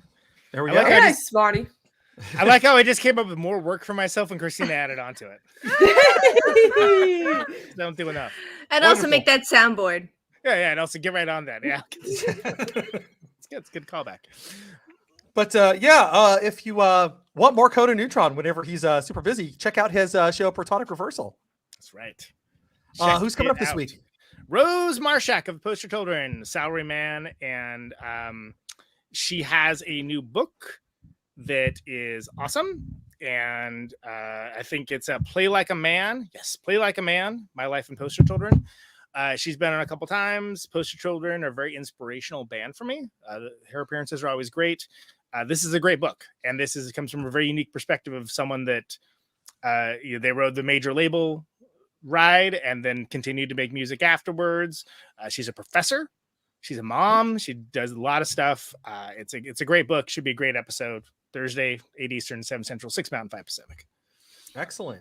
And of course, if you need some more music in your life, check out. There's a Patreon for our show too. We never mentioned that, and it's at only $1 a month, Bernie Sanders style. So yes, yeah, and you get access. All to these the shows apparently early. loaded people watching this and like, I need to give money to people. Yeah, no, but you get access to the shows early, so you can get, People ask them right after it airs, like, hey, I can't find the episode. I'm like, yeah, you can find it for $1. Oh wait. Yeah. Jerks. Thanks to Panslow. Yeah, all right. You don't want to hear it that bad, huh? Okay. but if you do want to hear I some think great it's funny. music, Neutron Friends on Bandcamp.com. You can get Coda Neutron songs on whatever your preferred listening pleasure is. If you want CDs, he's got CDs. You want records, he's got records. Or you can just download an audio file and have instant gratification, folks. Instant gratification. Plus, you can get his whole catalog for a real low price. So go there right now. Including Crybullies, which has Yes. art by one J. Andrew World, which is the Yeah. latest single that's coming out. And Commuter does too. If you really It want does. to, if you're only there for my art, those are the 2 tracks to get. Yeah. Or you could just buy the whole. I guess the rest of it's fine too, but yeah. This is fine. Christina, you have any plans coming up on your show? Well, tomorrow I think I'm going on a podcast called Dig on America, so that should be fun. That should be great. Stay long, America? Is that what? Dig on America. Oh, I got it way wrong. Okay. Yeah. What the hell, Conan? I was like, they have Yeah, pills that'll for that now. And I'll be streaming on and off this week. I'm debating whether or not to stream after the show or just catch up on sleep so I could be awake for the podcast. I might just sleep after the after party. So yeah, we're probably going to be talking about more about the Ohio train derailment that happened that no one's talking about. That like literally is in the movie White Noise in the exact location that it's at. That's Oh, based and more on train a book, derailments which is have been crazy. happening too. So it's like, wow. So, but no, let's talk about balloons instead. Can I ask you a question? You know what we're not talking heard- about? Classified documents. Yeah. I had heard that the payload on that train that went and derailed recently was hazardous material, but somehow they had managed to label it passenger train, and I had not gotten the chance to check that factoid. I don't know, but there have been more hazardous chemicals that were discovered on that train. I don't So, think it was a passenger train. Like they labeled it as a passenger train, but they managed to get the label on it downgraded or whatever further than what it was supposed to be, because they'd have to actually like treat it as a different thing. I don't know. I was reading it last night and I was like kind of drinking at the same time. So yeah, literally half of Ohio is inhabitable now. Yeah. Get out of Ohio. I mean, Ohio was never inhabitable, but yeah. Yeah. Touche. Oh, Stevie, that's a good one. I probably should. There's certainly enough of them. Jesus Christ. Yeah. I've lost track at this point. Yeah. But a big part of the Ohio thing also is that like Obama era rules on brakes even might have helped prevent this from happening. And it's like, number one, the corporation skirted rules on like the actual label of the train, and they skirted rules which on something that would have triggered the brake thing, I think, and then and labor too, like labor would have also kind of helped it. And yeah, they and were because of shorthanded. And it didn't help that Biden prevented a railroad strike too. Well, So. one of the main demands was about safety, and one of the things about safety was the brakes. And What a fucking perfect storm. So we'll talk about all this and more, as well as the Oscars on the after party coming up, which I think KT is going to join us for. Yeah, I'll stay for it. Yeah. Yeah. Awesome. Excellent. And of course, buy Christina coffee. Go to coffee, kofi.com/cosmopolitics. I just got my Twitch payout. Woohoo! Happy Valentine's Day to me. But buy her coffee, folks. Yeah. And I know, Katie, you already plugged your friends. Yes, I plugged that Starwell Foundation, and opinions may vary, but I'll say it again. It's Starwell Foundation. I switched my handle up here to Little Deadly Creature off of my Twitter handle because I honestly don't tweet that much. This is my Instagram, so if you're actually looking to find me and what I'm doing on any given day, you can follow me on Instagram. I will be releasing my first collection of pottery.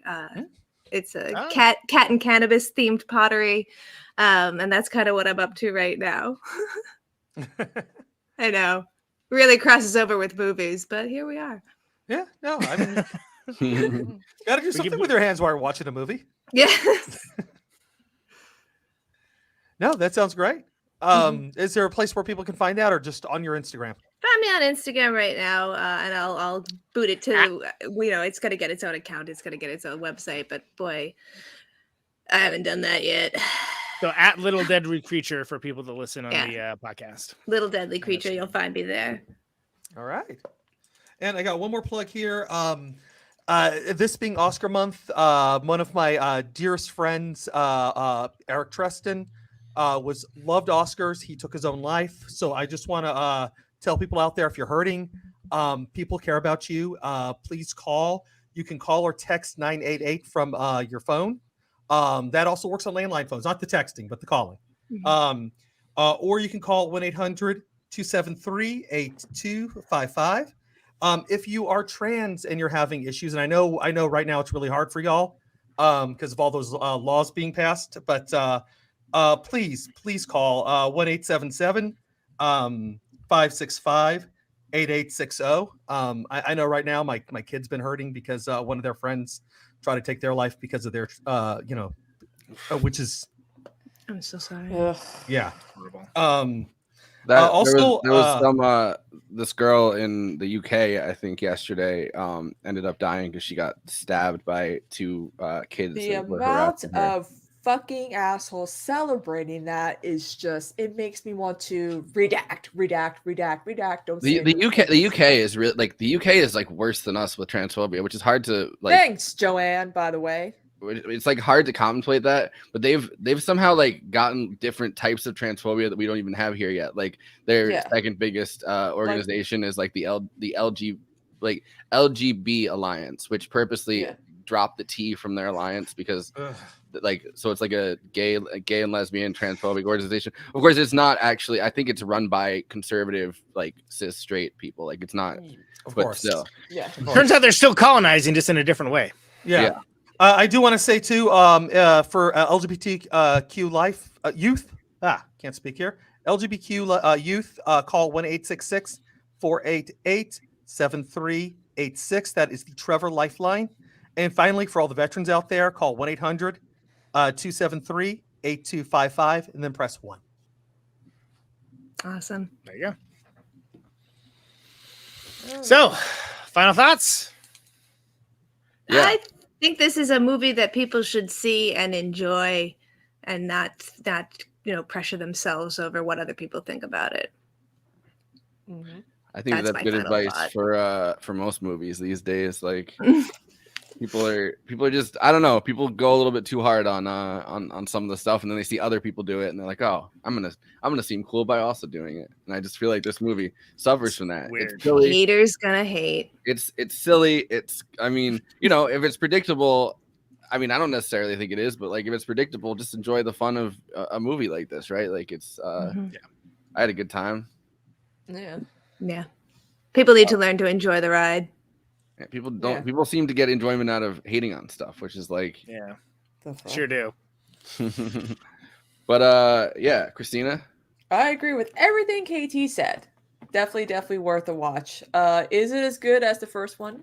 No, I mean, sometimes sequels can be just as good, if not better, sometimes. But this is, I look forward to like the next in the series. It just feels different, right? Like it just feels like a very different. Like the aesthetic is different. It's not so stylized. I mean, maybe it's stylized, but like in a different way. It doesn't have like that that modern, but also kind of almost like Victorian. But that's fine. Like those Perot movies were like that too, and Yeah. books. Like it's the correlated factor was like, okay, there's this Sherlock Holmes. I mean, God, all the way back. Like Yeah, I actually liked this more than Knives Out. I thought it was a little bit more whimsical. And nothing says whimsical like this accent. I say whimsical. His accent even is more whimsical in this one, I think. But Andy? I am glad that because when it first came out, I legit thought this was like a sequel to Midnight in the Garden of Good and Evil, and I'm like, why are they bringing back Kevin Spacey's weird Southern character? But then I kind of realized like we did kind of dodge a bullet because in a different timeline, Kevin Spacey could have been cast as this because he's just known for that stupid Southern accent of his. But I'm quite glad we got Daniel Craig doing whatever the hell it is he's doing. I'm not sure it works without him. Yeah, no, it's he's got this great comedic chops, and which we didn't really see that much in Bond. Occasionally, there's a few moments, but like a few moments versus like an entire film. Well, again, I think they talked about the influence of Austin Powers. Like they literally told him, you cannot be funny in this character. Yeah, although they did slip in some humor to the film. They tell me that all the time, by the way, and I just ignore it. It's but anyways, it's so nice to see that like the kind of range that he has because he is great at doing dramatic stuff. He seems to also have a very, very, very close relationship with Rian Johnson. Like they seem to to really enjoy each other's company, and he seems to have given the moment in this, like the moment in this where he's like, Halle Berry, that's hot. Like he came up with that. He inserted that into the film. Like you know what I mean? Like that the character is very much his, and he like workshops it on his own, which is kind of nuts. So, do you think Knives Out 3 could have Joseph Gordon-Levitt, who's been in all of his stuff, but never quite in one of these? He was in Knives Out. He was he? Oh, French. Yeah, he was a voice. He's also a voice in this one too. Yeah. I mean, he might be a whole He's body. He's Daniel Craig's voice. Just kidding. I don't think I'd ever want to watch a movie that has both Edward Norton and Joseph Gordon-Levitt though in it, because they're kind of, I don't know, they're just confusingly look kind of alike. Like it'd be like Peter Weller and Ed Harris on the same movie. I refuse to see it. I like no, those are the same dude. But yeah, Conan. Look, this is fun and funny. It hits a little different than the first one, but not in a bad way. It's very talky, very explainy, but at this point, that's kind of what these are, right? Yeah, it's very clever.